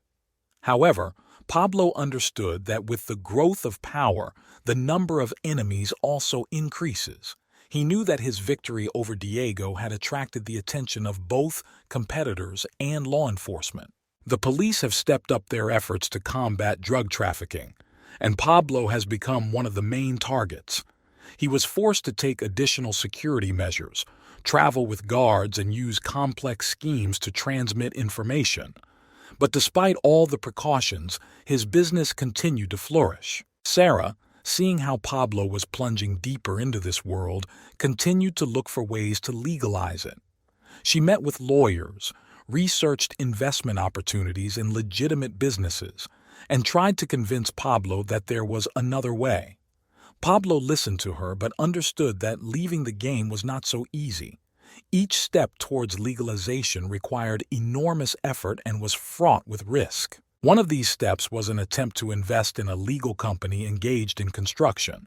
Pablo invested a large sum of money in a project to build residential complexes, hoping that this would allow him to gradually launder his profits and reach a new level. The project seemed successful, and Sarah began to believe that their dreams of a new life could become a reality. But as soon as the project began to make a profit, Pablo's competitors learned about his plans and began to take steps to destroy it. One day, when a drug was found planted at a construction site, the police conducted a raid and arrested several workers. This event was a serious blow to Pablo's plans, and he realized that someone was deliberately working against him. At this time, internal strife began in his organization. Some of his men began to doubt his leadership, believing that legalization efforts were weakening their position. Pablo had to implement a series of tough measures to restore discipline and loyalty among his subordinates. He eliminated several potential traitors, showing that he would not tolerate changes in his ranks. Meanwhile, the police continued to work hard to capture Pablo. One of the agents, Detective Rodriguez, has dedicated his career to catching a drug lord. He studied every detail, every mistake that Pablo's organization made. Rodriguez knew that in order to catch Pablo, he would have to use cunning and patience. Realizing that the police were close, Pablo decided to scale back his operations and focus on protecting his key people and assets.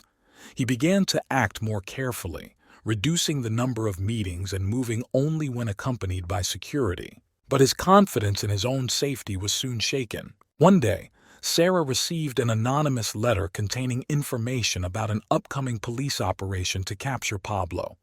She immediately informed him of this, and Pablo realized that the time for action had come. He gathered his people and began to develop a plan to elude law enforcement and hide in another country. The moment the police operation began, Pablo and his men were already ready. They used underground tunnels and secret routes to escape their headquarters. Detective Rodriguez, one step behind, arrived at the empty building and realized that Pablo had slipped away again. Pablo and Sarah, along with their trusted people, traveled to a small country in Latin America where they had reliable connections. They started a new life, but Pablo knew that this was only a temporary refuge. He understood that his past would not leave him alone, and that the struggle for survival would continue. Pablo began to make new plans, trying to find a balance between legalizing his income and continuing his criminal activities. He understood that now his main enemy was not only the police, but also his own past, which would always haunt him. Pablo's story continued, and every new day brought new challenges. He knew that many difficulties awaited him ahead, but he was ready to go to the end, protecting his life and the future of his loved ones. In a small, cozy town in Latin America, where Pablo and Sarah found temporary refuge, life went on as usual. Pablo tried to remain unnoticed, making new plans to strengthen his position and legalize his business. Sarah, despite all the dangers, supported him and continued to believe in the possibility of a new life. However, competitors have not forgotten about Pablo. They knew that his presence in the criminal world was a threat to their business, and they decided to eliminate him once and for all. The plan was simple: to strike at Pablo's most vulnerable spot, his love for Sarah. One evening, while Pablo and Sarah were enjoying dinner at a small restaurant, mercenaries hired by competitors arrived in the city. They acted quickly and professionally. Suddenly, the restaurant was plunged into chaos. Shots rang out and people started screaming and running for cover. Pablo instantly realized that this was an attempt on his life. He tried to protect Sarah, but the mercenaries were too fast. In the midst of panic, one of them took aim and shot at Sarah. Sarah fell to the floor, and Pablo, forgetting about everything, rushed to her. She was seriously wounded, and Pablo knew that every second counted. He held her close to him, trying to stop the bleeding, but his efforts were in vain. The light went out in Sarah's eyes, and she died in his arms. Pablo was filled with pain and rage. He knew that this was not just a random attack, but a targeted attack on him. He vowed to avenge Sarah and destroy everyone involved in her death. Pablo returned to his hideout, gathered his faithful people, and told them what had happened. They knew that their leader would stop at nothing to fulfill his oath. Pablo began to develop a plan for revenge, carefully studying his enemies and their weaknesses. The first step was to establish who exactly was behind the assassination attempt. Pablo used his connections and information to find out that the main client was a drug lord named Javier, one of the most brutal and ruthless people in the business. Javier considered Pablo a threat and decided to remove him by eliminating Sarah. Pablo began an operation to destroy Javier. He understood that to achieve his goal, he would have to use all his cunning and resources. He began by disrupting Javier's drug supply, causing chaos in his organization. He then hired the best mercenaries to attack key enemy targets. Pablo soon received information about Javier's location. He was preparing the final blow to end this bloody war. Together with his team, Pablo entered Javier's territory, where a fierce firefight began. Pablo was full of determination and fury. His men fought with incredible cruelty. Finally, Pablo reached Javier himself. At the last moment before delivering the fatal blow, he looked into the eyes of his enemy and saw fear in them. Javier knew that his time had come. Pablo did not hesitate to fire, killing his enemy. Revenge was accomplished, but Pablo did not feel relieved. Losing Sarah left a deep hole in his heart. He knew that new challenges and dangers awaited him, but he was ready to fight further, protecting the memory of Sarah and his empire. Pablo continued his activities, strengthening his position and expanding his influence. His name became a legend, and even his enemies respected him for his determination and fearlessness. But there was always an emptiness inside him that could not be filled. Sarah was his one true love, and her death changed his life forever. After Javier's death, Pablo continued to strengthen his empire. His people respected and feared him, knowing that he was capable of any cruelty to achieve his goals. Pablo became even more cautious and secretive, realizing that his enemies were not asleep. One day, Pablo received information that his old enemies, who were also involved in Sarah's death, had united and were planning a new strike. These were three influential drug lords, each of whom wanted to seize control of Pablo's territories. Their names were Ricardo, Miguel, and Luis. They believed that together they could destroy Pablo and divide his empire. Pablo decided to be proactive. He realized that open war could lead to great losses and decided to use cunning and strategy. The first step was to create false information about his weaknesses and internal problems. This was meant to make his enemies feel confident and carefree. Pablo also hired a spy who infiltrated the enemy ranks and began to transmit information about the plans and actions of the trio to him. He learned that they were preparing a major attack on one of his drug warehouses. Pablo decided to use this to his advantage. On the appointed day, Pablo set a trap. He prepared the warehouse for attack by installing hidden cameras and explosives. When the people of Ricardo, Miguel, and Luis arrived at the scene, Pablo gave the command to explode. It was a devastating blow to the enemy, and many of their men died. However, Pablo knew that this was not enough. He decided to destroy the enemies one by one. First on the list was Ricardo. Pablo learned that he was going to a meeting in one of his secret hideouts. Pablo and a small group of his men entered the building and set up an ambush. In a fierce firefight, Ricardo was killed and Pablo took control of his territories. Miguel was next. Pablo knew that Miguel loved to spend time in his luxurious villa, surrounded by security. Pablo organized the attack, during which Miguel's men were neutralized and Miguel himself was killed.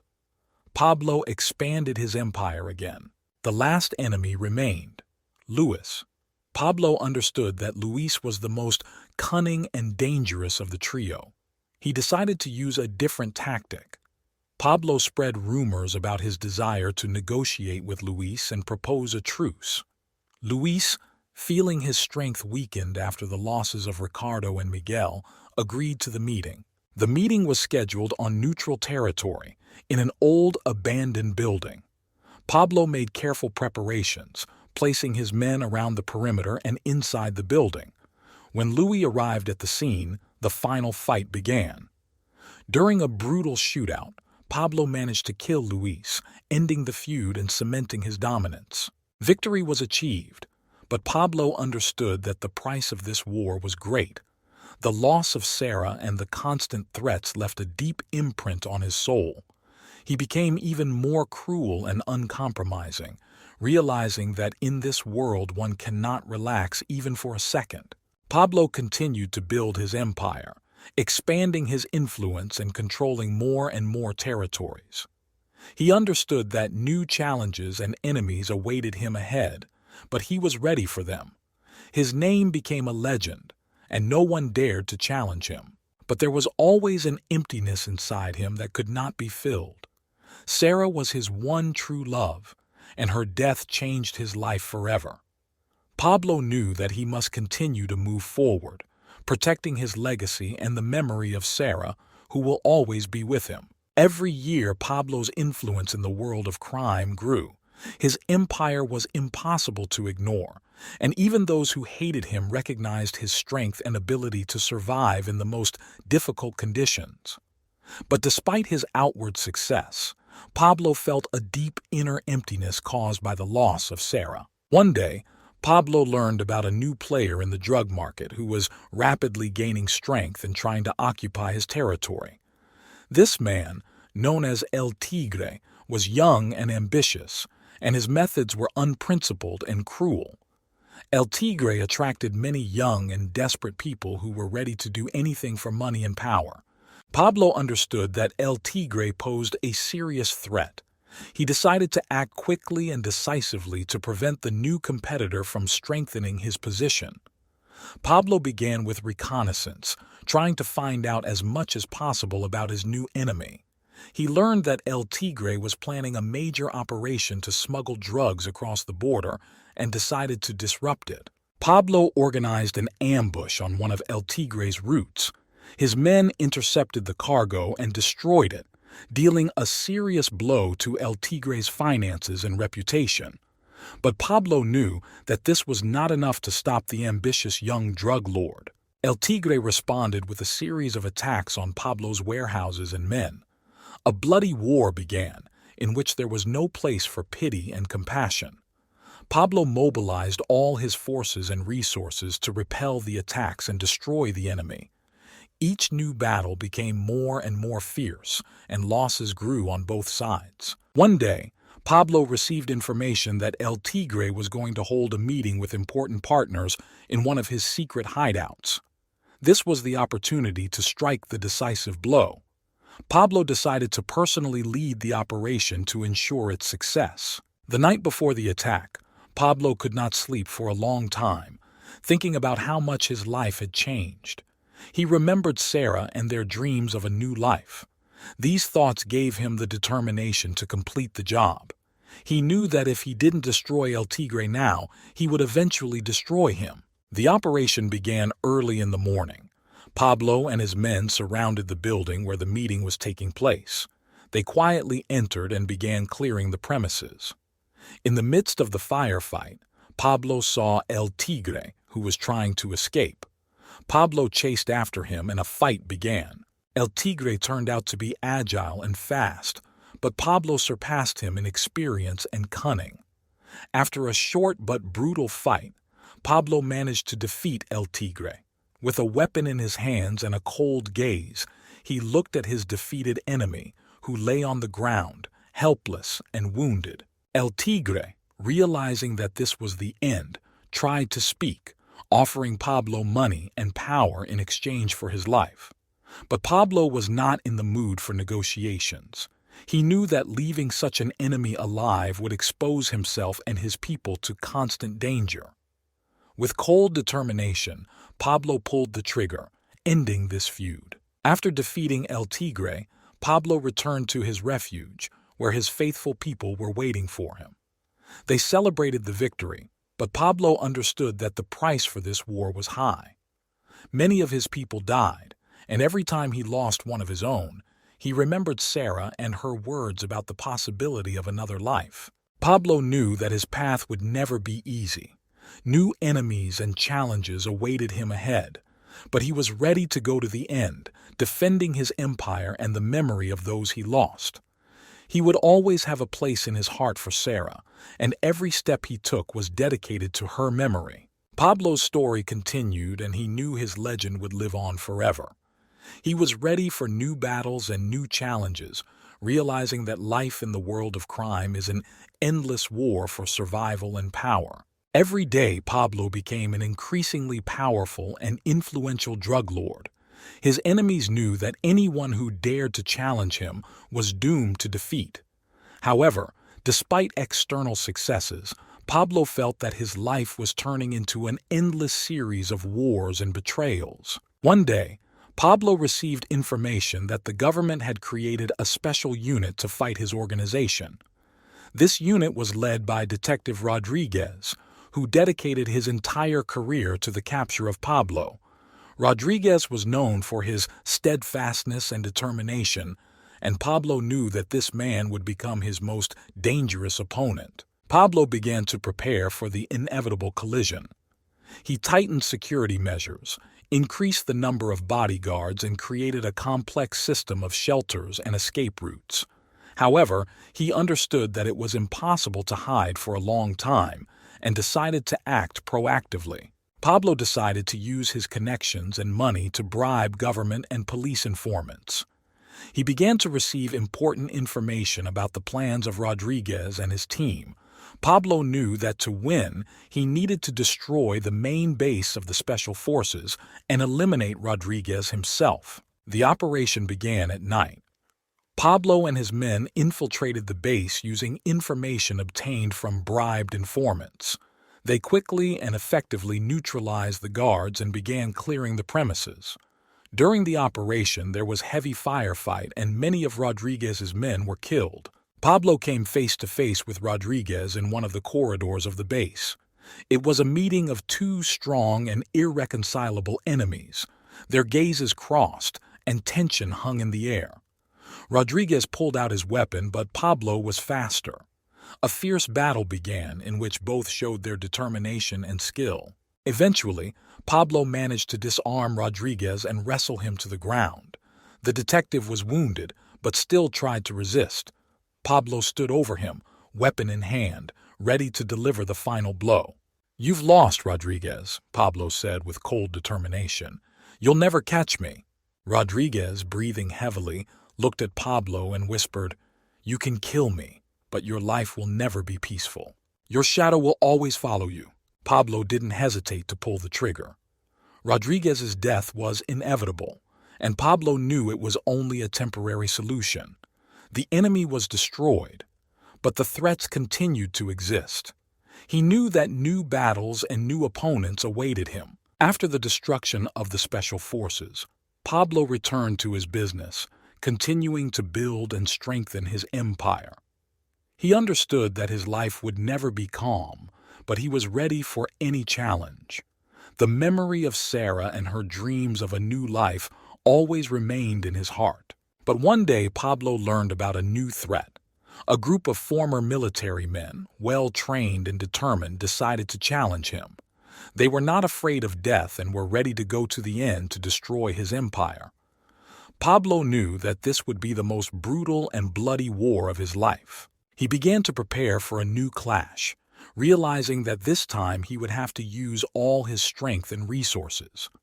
The enemy was strong and experienced, but Pablo was decisive and was not afraid to take extreme measures. Pablo's story continued, and every new day brought new challenges, but he was willing to fight to his last breath to protect his legacy and the memory of those he had lost. His name became a legend, and no one dared to challenge him, knowing that Pablo never gives up and always goes to the end. Time passed and tension grew. Pablo knew that the new threat from the former military united to destroy him would be a test he had never known before. These people were well prepared, had strategic thinking, and were willing to take extreme measures. Pablo began to act. He gathered his most trusted and experienced men and held a series of meetings to discuss strategy. Realizing that this battle would be different from all previous ones, he decided to use new methods and technologies. Pablo began investing in modern surveillance and communication systems, as well as training his men in tactics to counter the professional military. The first clashes with the new group confirmed Pablo's fears. These people were fearless and cruel. They acted quickly and ruthlessly. Pablo lost several of his best men in the initial attacks, which only strengthened his determination to destroy the enemy. Pablo decided that information would be the key to victory. He activated his informants and began collecting data on former military personnel. He managed to find out that their leader's name is Rafael. Rafael was a former Special Forces commander known for his brutality and professionalism. Pablo realized that to win, he must first eliminate Rafael. Pablo was developing a plan to capture Rafael. He decided to use false information to lure him into a trap. One of his informants spread a rumor about a large shipment of drugs that would be transported through one of the ports. Pablo knew that Rafael could not miss this opportunity. On the appointed day, Pablo and his men ambushed the port. They were ready for a fierce battle, realizing that this was their chance to destroy the main enemy. When Rafael's men arrived at the scene, a fierce firefight began. Pablo personally led the operation, supervising every step. In the midst of the battle, Pablo saw Rafael.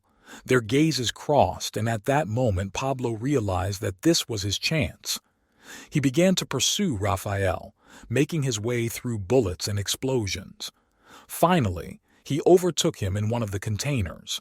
A fierce fight began between them. Rafael turned out to be a worthy opponent, but Pablo was full of determination and rage.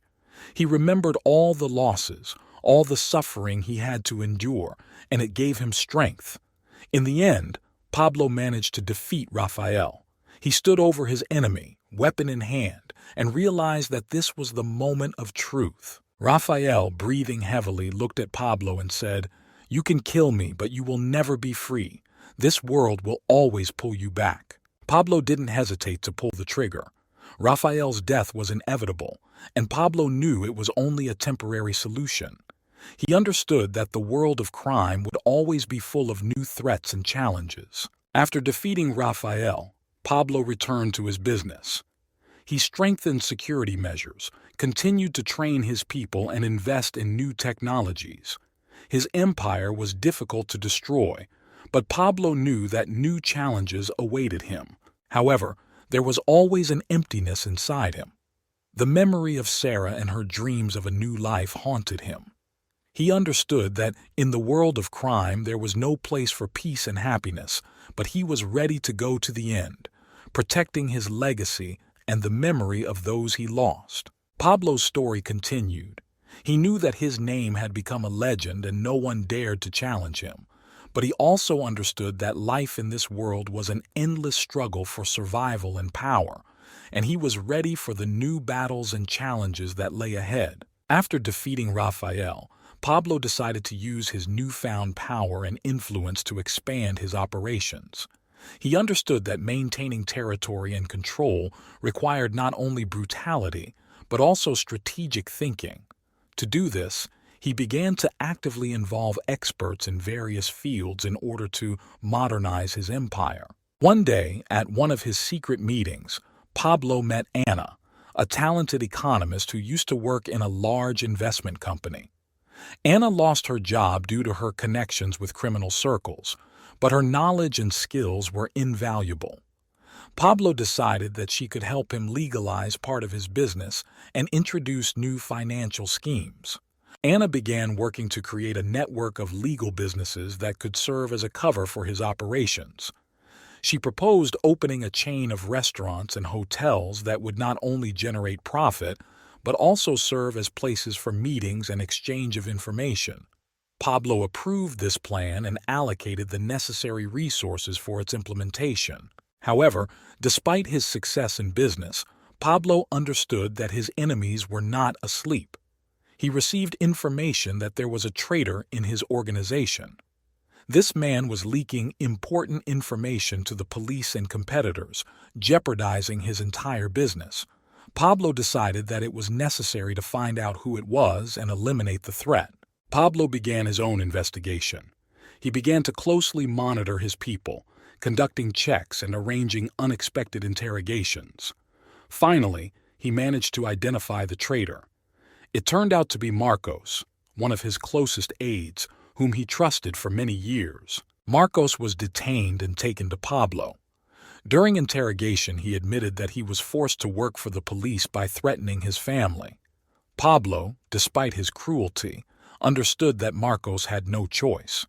He decided to use this situation to his advantage. Pablo offered Marcos a deal.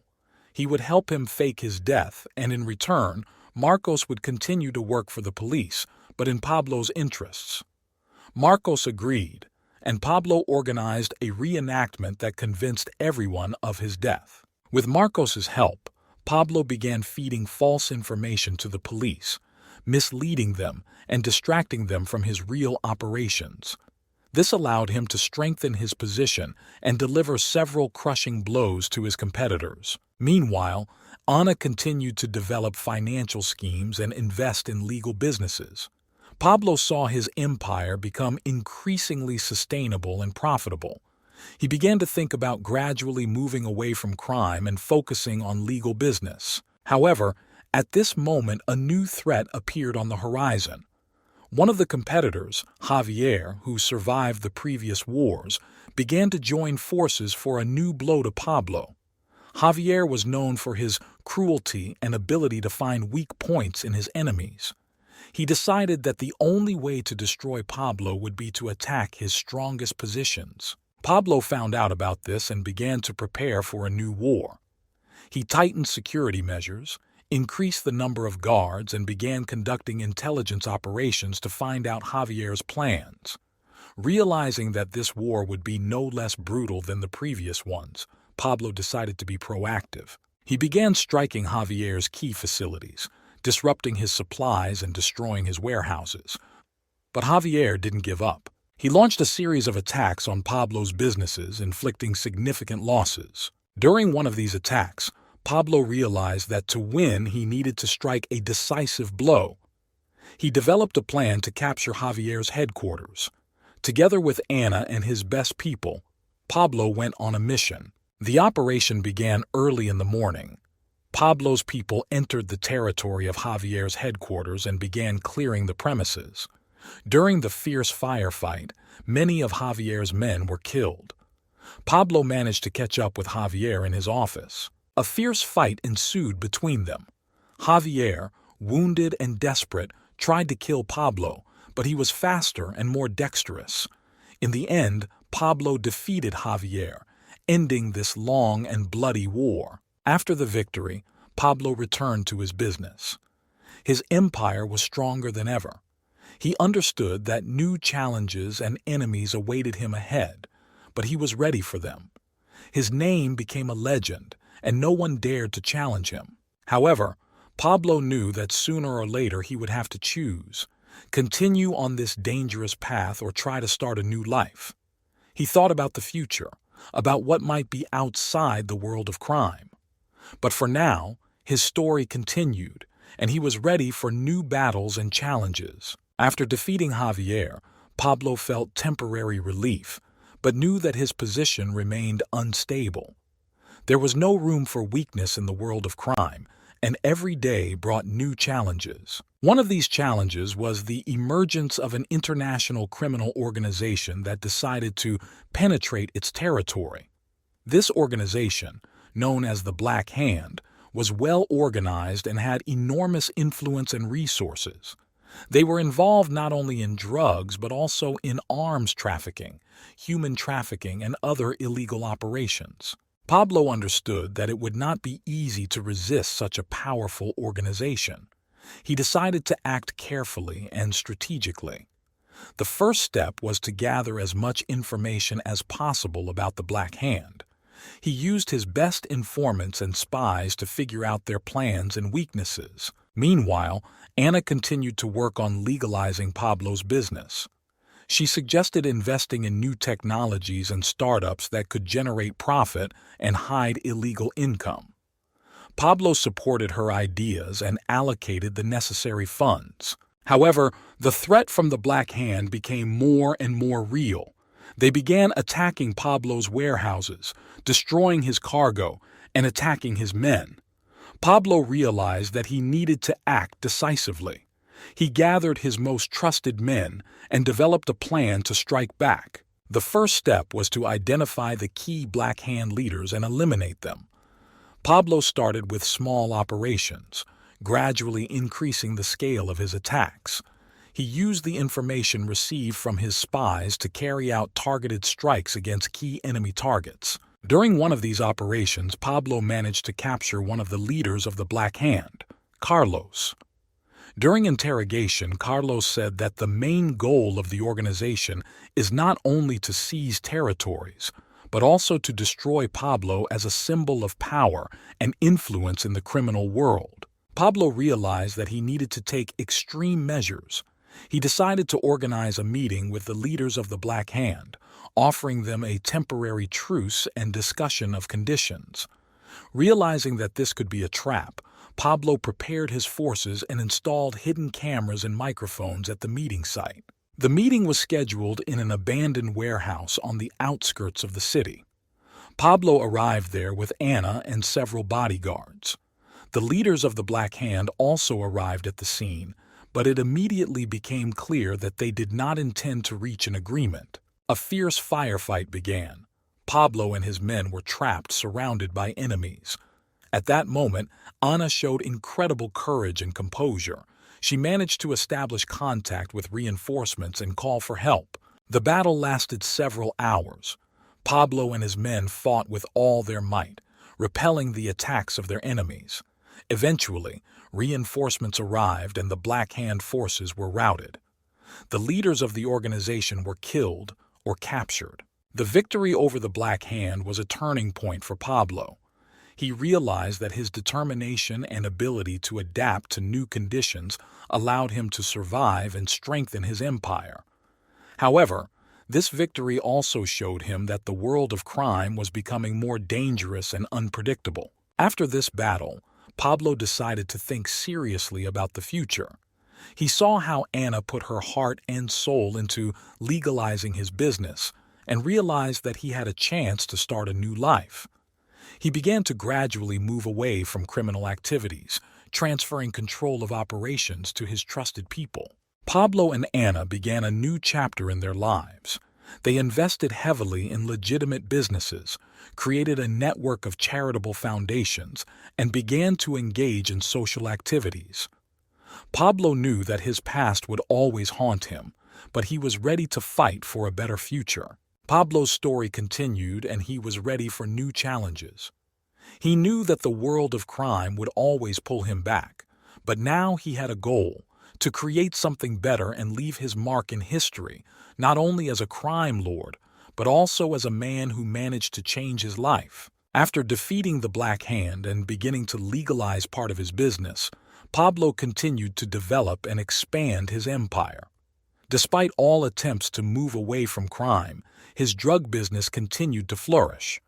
The demand for drugs grew, and Pablo's income grew along with it. However, along with this, competitors also grew, seeking to take away part of the market from him. One such competitor was Ramon, an ambitious and brutal drug lord who sought to take over Pablo's territory. Ramon was known for his ruthlessness and ability to use any means to achieve his goals. He began attacking Pablo's supplies, ambushing and bribing his men. Pablo knew that in order to maintain control, he needed to act decisively. He strengthened security measures, increased the number of guards, and began to conduct investigations among his people to identify traitors. He also began to actively cooperate with Anna, using her knowledge and skills to improve financial schemes and evade the attention of the authorities. One day, Pablo learned that Ramon was planning a major operation to seize one of his main drug warehouses. Pablo decided to use this to his advantage. He developed a plan to launch a retaliatory strike, which was supposed to not only protect his warehouse, but also destroy part of Ramon's forces. The night before the operation, Pablo gathered his best people and explained to them in detail the plan of action. They set up traps and ambushes around the warehouse in preparation for an attack. When Ramon's men arrived, a fierce firefight began. Pablo and his team were prepared for this, and thanks to a carefully thought-out strategy, they managed to repulse the attack and inflict significant losses on the enemy. However, Pablo understood that this was only a temporary victory. Ramon was too dangerous an enemy to be left alive. He decided to strike a decisive blow that would put an end to this feud. Pablo gathered information about the whereabouts of Ramon and his main forces and began preparing the final attack. The operation began early in the morning. Pablo and his men entered Ramon's territory using surprise and stealth. A cruel and bloody battle began, in which Pablo personally fought with Ramon.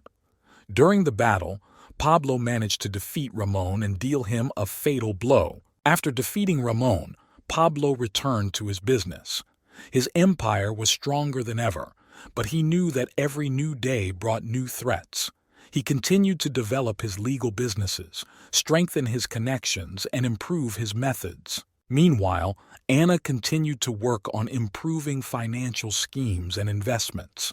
They opened several new businesses that brought in a steady income and served as a front for money laundering.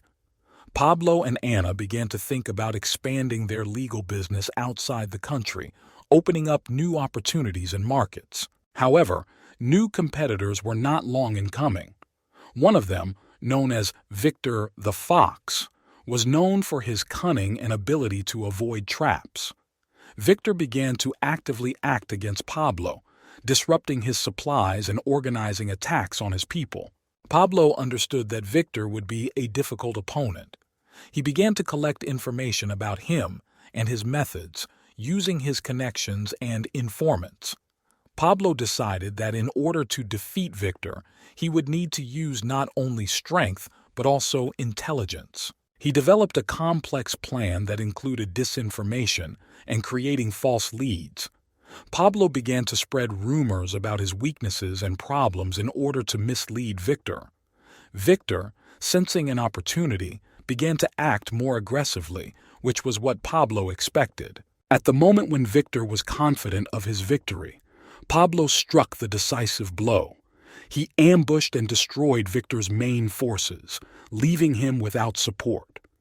In the final battle, Pablo defeated Victor, putting an end to his ambitions. After this victory, Pablo again focused on growing his business. He understood that there would always be new threats in the world of crime, but he was prepared for them. Together with Anna, they continued to work on legalizing their income, investing in new projects and expanding their influence. Pablo knew that his life would always be full of trials and dangers, but he was ready to go to the end.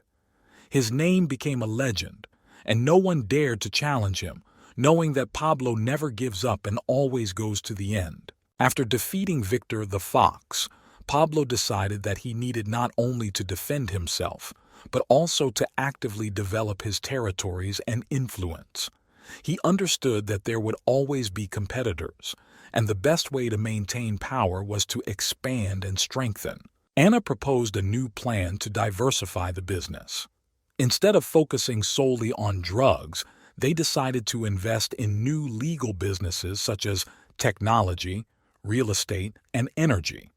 This would not only provide a stable income, but also reduce dependence on criminal operations. Pablo began investing heavily in startups and innovative projects. He attracted the best talent and created partnerships with large companies.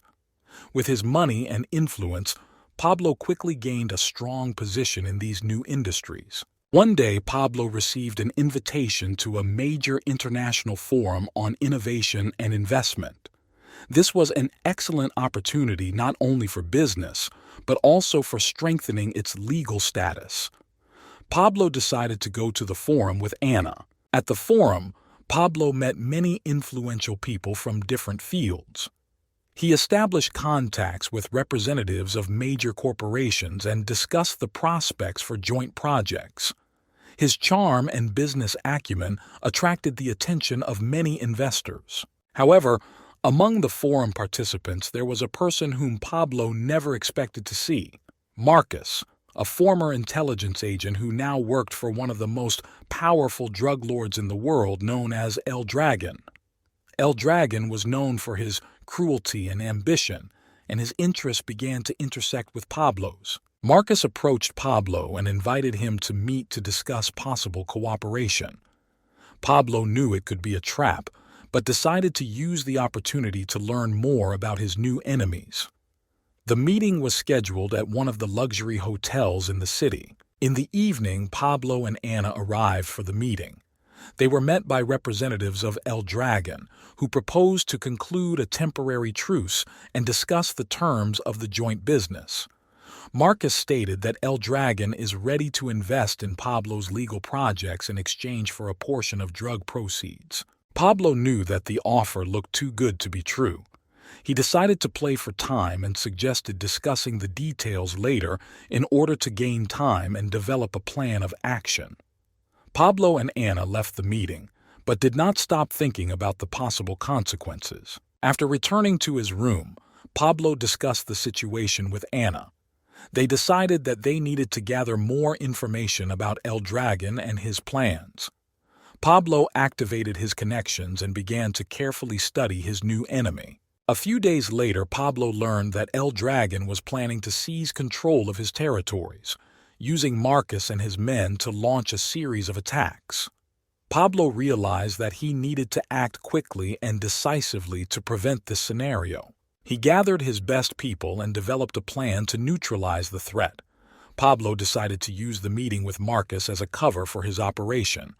He prepared an ambush and sent his men to the meeting place. When Marcus and his men arrived for the meeting, they found themselves surrounded. A fierce firefight began. Pablo personally participated in the operation, coordinating the actions of his men. During the battle, Marcus was wounded and captured. Pablo interrogated Marcus and learned about El Dragon's plans. He realized that his enemy was much more dangerous than he thought, and that he needed to be prepared for the most extreme measures. Pablo decided to use the information received from Marcus to launch a preemptive strike. Pablo and his men began a series of operations against El Dragon, destroying its infrastructure and destroying key facilities. It was a cruel and bloody war, but Pablo was ready to go to the end. In the end, Pablo managed to deal a decisive blow to El Dragon. During the last operation, he infiltrated the main base of his enemy and set off an explosion there. El Dragon was destroyed, and his empire collapsed. After this victory, Pablo returned to his business. His empire was stronger than ever, and his influence extended far beyond the borders of his home country. He continued to develop his legal businesses and strengthen his position in the business world. But despite all the successes, Pablo knew that his life would always be full of dangers and challenges. He understood that the world of crime would never leave him alone, and that every new day would bring new challenges. Pablo's story continued. He was ready for new battles and challenges, knowing that his name had become a legend and no one dared to challenge him. But now he had a goal: to create something better and leave his mark in history, not only as a crime lord, but also as a person who managed to change his life. After defeating El Dragon and strengthening his empire, Pablo continued to actively develop his legal businesses and expand his influence. His name became synonymous with power and wealth, and he was determined to use his resources to create a legal and sustainable business empire.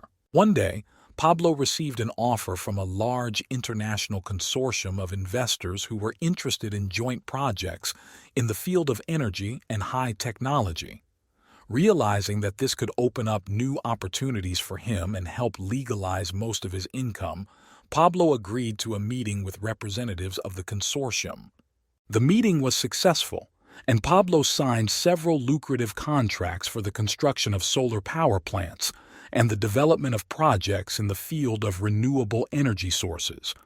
These projects not only brought significant profits, but also strengthened its legal status in the eyes of the world community. Meanwhile, Anna proposed opening a charitable foundation that would support education and healthcare in poor regions. Pablo supported this idea, and the foundation quickly began its work, winning the respect and trust of people. However, despite all the success in legal business, Pablo understood that his past continued to haunt him. There were always those in the criminal world who wanted to challenge him and take over his empire. One of these people was Luis the Jackal, a former ally of Pablo, who decided to betray him and start his own war for power. Luis began organizing attacks on Pablo's warehouses and businesses in an attempt to weaken his position and seize control. Pablo understood that he needed to act decisively. He strengthened security measures, increased the number of guards, and began to conduct investigations among his people to identify traitors. He also stepped up his contacts and began gathering information about Luis and his plans. A few weeks later, Pablo managed to find out that Luis was planning a major operation to seize one of his main warehouses. Pablo decided to use this to his advantage and set up an ambush. He developed a plan that included disinformation and the use of false leads. The night before the operation, Pablo gathered his best people and explained to them in detail the plan of action. They set up traps and ambushes around the warehouse in preparation for an attack. When Luis's men arrived, a fierce firefight began. Pablo and his team were prepared for this, and thanks to a carefully thought-out strategy, they managed to repulse the attack and inflict significant losses on the enemy. However, Pablo understood that this was only a temporary victory. Luis was too dangerous an enemy to be left alive. He decided to strike a decisive blow that would put an end to this feud. Pablo gathered information about the whereabouts of Luis and his main forces and began preparing the final attack. The operation began early in the morning. Pablo and his men entered Luis's territory using surprise and stealth. A brutal and bloody battle began, in which Pablo personally fought with Luis. During the battle, Pablo managed to defeat Luis and inflict a fatal blow on him. After defeating Luis, Pablo returned to his business. His empire was stronger than ever, but he knew that every new day brought new threats. He continued to develop his legal businesses, strengthen his connections, and improve his methods. Meanwhile, Anna continued to work on improving financial schemes and investments. They opened several new businesses that brought in a steady income and served as a front for money laundering. Pablo and Anna began to think about expanding their legal business outside the country, opening up new opportunities and markets. Pablo knew that his life would always be full of challenges and dangers, but he was ready to go to the end. His name became a legend, and no one dared to challenge him, knowing that Pablo never gives up and always goes to the end. After defeating Luis the Jackal, Pablo felt that his empire had become more stable. However, he understood that there would always be new threats ahead. During this period, he decided to concentrate on expanding his legal business and strengthening his connections in the world of finance and politics. One day, at one of the international conferences on renewable energy, Pablo met an influential businessman named Thomas Rivera. Rivera was known for his successful projects in the field of green energy and innovative technologies. Pablo saw in him not only a partner but also a possible ally in his aspirations to legalize his business. Pablo and Rivera quickly found a common language. They discussed the possibility of joint projects in Latin America, where Pablo had a strong position and connections. Rivera proposed investing in the construction of the largest solar power plant in the region, which could become a symbol of sustainable development and attract international investment. The project was ambitious, and Pablo understood that successful implementation could significantly strengthen his legal status. He invested heavily in the project and began work on its implementation. Anna oversaw the financial side of the project, ensuring the transparency and legality of all operations. However, against the backdrop of this successful cooperation, new problems began to arise. Pablo's influence grew, and this attracted the attention of powerful competitors from different parts of the world. One of them was a Russian oligarch named Ivan Sergeyev, who saw Pablo as a threat to his interests in Latin America. Sergeyev began to act cunningly and secretly. He used his extensive connections in the world of crime and politics to undermine Pablo's position. His people began to spread rumors and false information, raising the suspicions of Pablo's international investors and partners. Pablo realized that Sergeyev posed a serious threat. He decided to be proactive. Through his connections, he learned that Sergeyev was planning a major operation to discredit his business and undermine his reputation. Pablo began to prepare a retaliatory strike. He decided to collect dirt on Sergeyev in order to use it in his own interests. Pablo used his contacts and hired the best cybersecurity and intelligence specialists. They began to collect information about Sergeyev's illegal affairs, his corruption schemes, and connections with crime. A few weeks later, Pablo managed to obtain evidence that could destroy Sergeyev's career. He decided to use this data not only to protect his business, but also to strengthen his position in the international arena. Pablo passed the information to international law enforcement agencies and the media. The scandal broke out instantly. Sergeyev found himself under the close attention of authorities and journalists. His reputation was destroyed and he lost most of his assets. Pablo managed not only to eliminate a dangerous enemy, but also to strengthen his position, showing that his influence extends far beyond Latin America. Meanwhile, the solar power plant project was gaining momentum. Thanks to the joint efforts of Pablo and Rivera, the project became successful and attracted many international investors. This not only brought significant income, but also strengthened Pablo's reputation as a serious and legitimate businessman. However, Pablo understood that his path to legalization was not yet completed. He continued to work on new projects and strengthen his connections in the world of business and politics. Many trials lay ahead of him, but he was ready for them. His story continued, and Pablo knew that every new day brought new opportunities and challenges. After successfully eliminating Sergeyev and strengthening his position on the international stage, Pablo felt that his empire had become more stable and influential. The solar power plant project attracted the attention of many investors, and Pablo began to consider new opportunities to expand his legal business. However, despite his success in business, Pablo realized that his past continued to haunt him. In the world of crime, there were always those who wanted to challenge him and take over his empire. One of these people was Carlos Black Shadow, a former mercenary who decided to organize his own criminal organization and take Pablo's place. Carlos was known for his cruelty and ability to find weak points in his enemies. He began attacking Pablo's supplies, ambushing and bribing his men. Pablo realized that he needed to act decisively to prevent the destruction of his empire. Pablo increased security measures, increased the number of guards, and began to conduct investigations among his people to identify traitors. He also stepped up his contacts and began gathering information about Carlos and his plans. A few weeks later, Pablo managed to find out that Carlos was planning a major operation to seize one of his main drug warehouses. Pablo decided to use this to his advantage and set up an ambush. He developed a plan that included disinformation and the use of false leads. The night before the operation, Pablo gathered his best people and explained to them in detail the plan of action.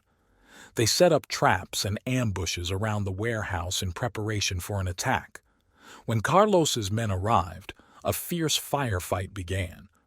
Pablo and his team were prepared for this, and thanks to a carefully thought-out strategy, they managed to repulse the attack and inflict significant losses on the enemy. However, Pablo understood that this was only a temporary victory. Carlos was too dangerous an enemy to be left alive. He decided to strike a decisive blow that would put an end to this feud. Pablo gathered information about the whereabouts of Carlos and his main forces and began preparing the final attack. The operation began early in the morning. Pablo and his men entered Carlos's territory using surprise and stealth. A brutal and bloody battle began, in which Pablo personally fought with Carlos.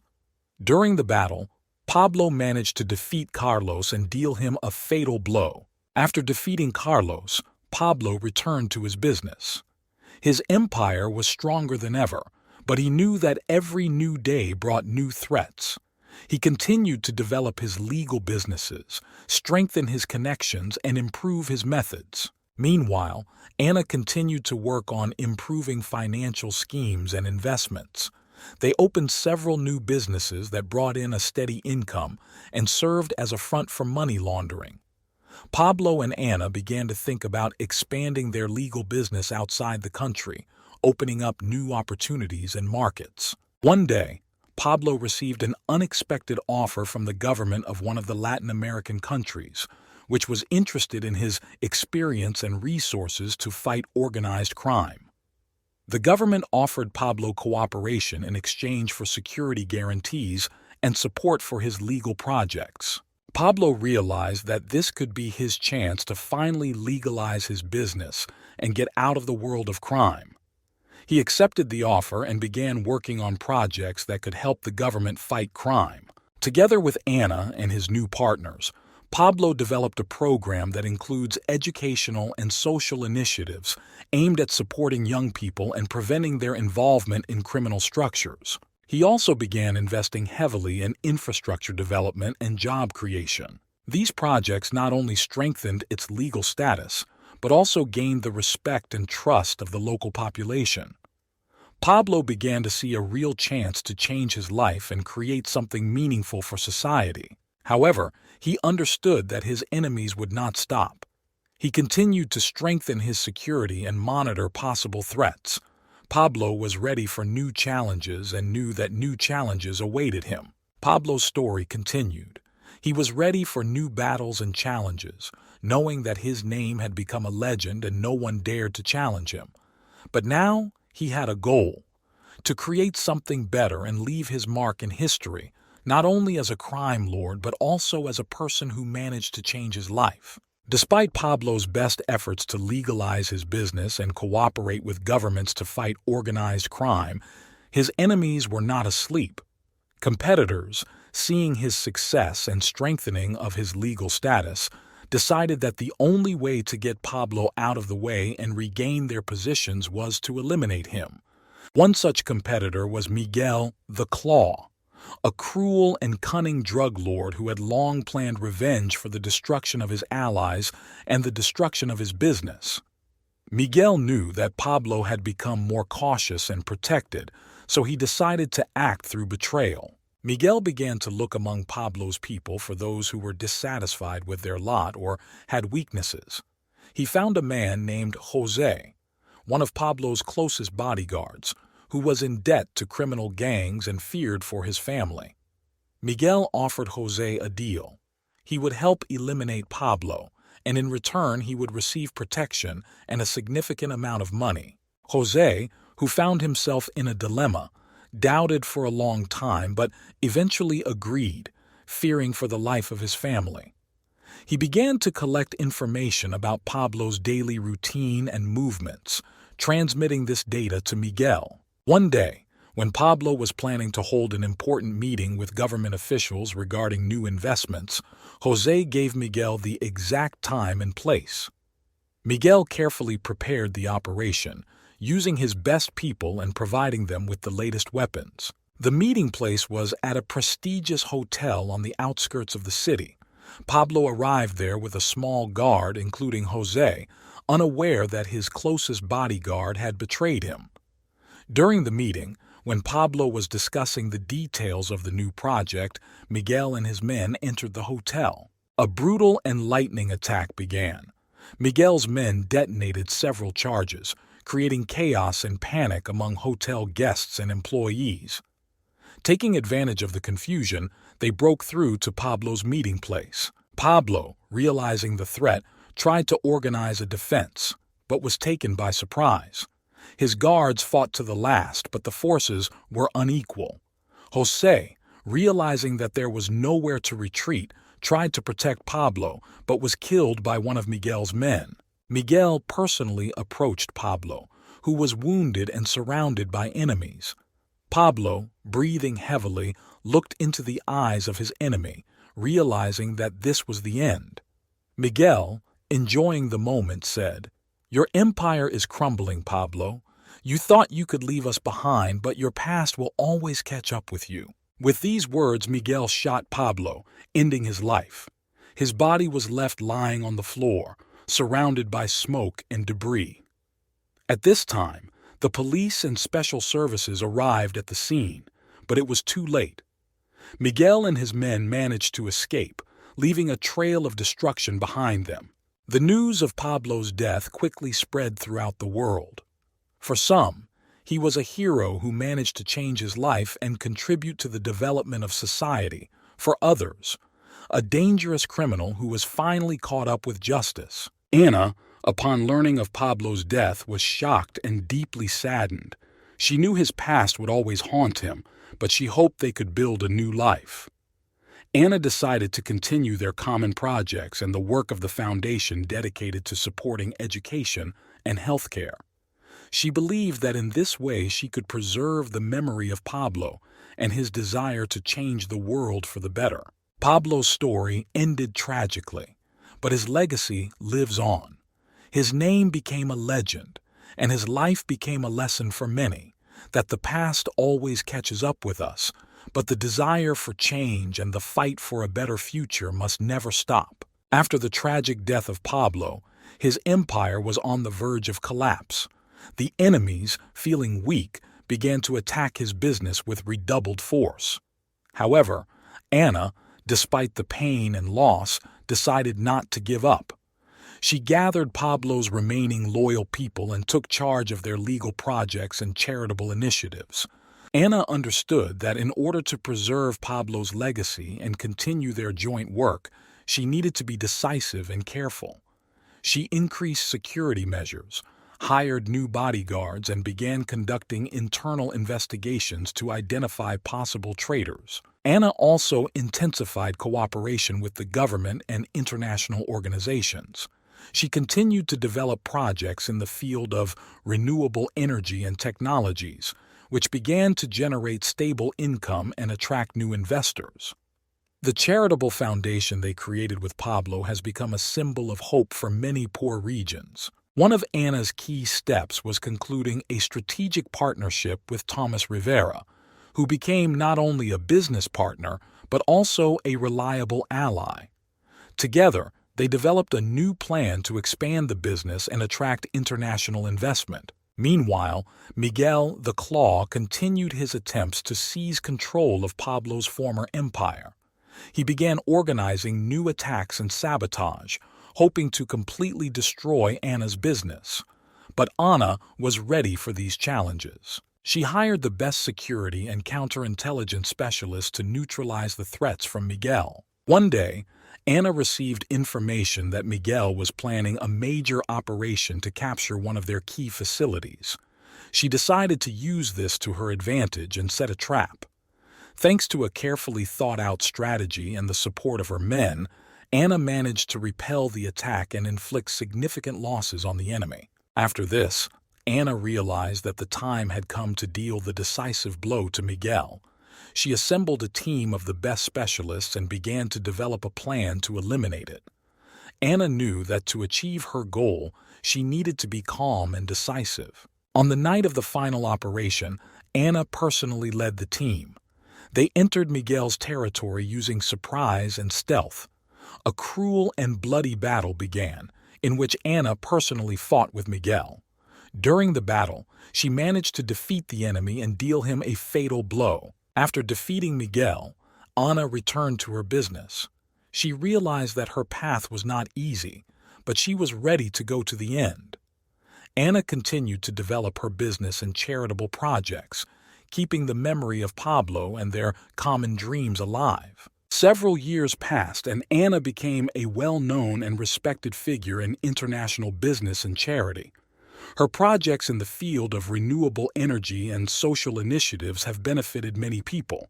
She often remembered Pablo and their joint efforts to create a better world. Anna understood that her life would always be full of trials and dangers, but she was ready for them. She believed that their efforts would make the world a little better. The memory of Pablo and his desire to change his life and leave a mark on history will always live in her heart. Pablo and Anna's story ended, but their legacy lived on. Their life became a lesson for many, that even in the most difficult circumstances you can find the strength to fight and strive for the best. Anna knew that new challenges awaited her, but she was ready for them, knowing that the memory of Pablo would always inspire her and lead her forward.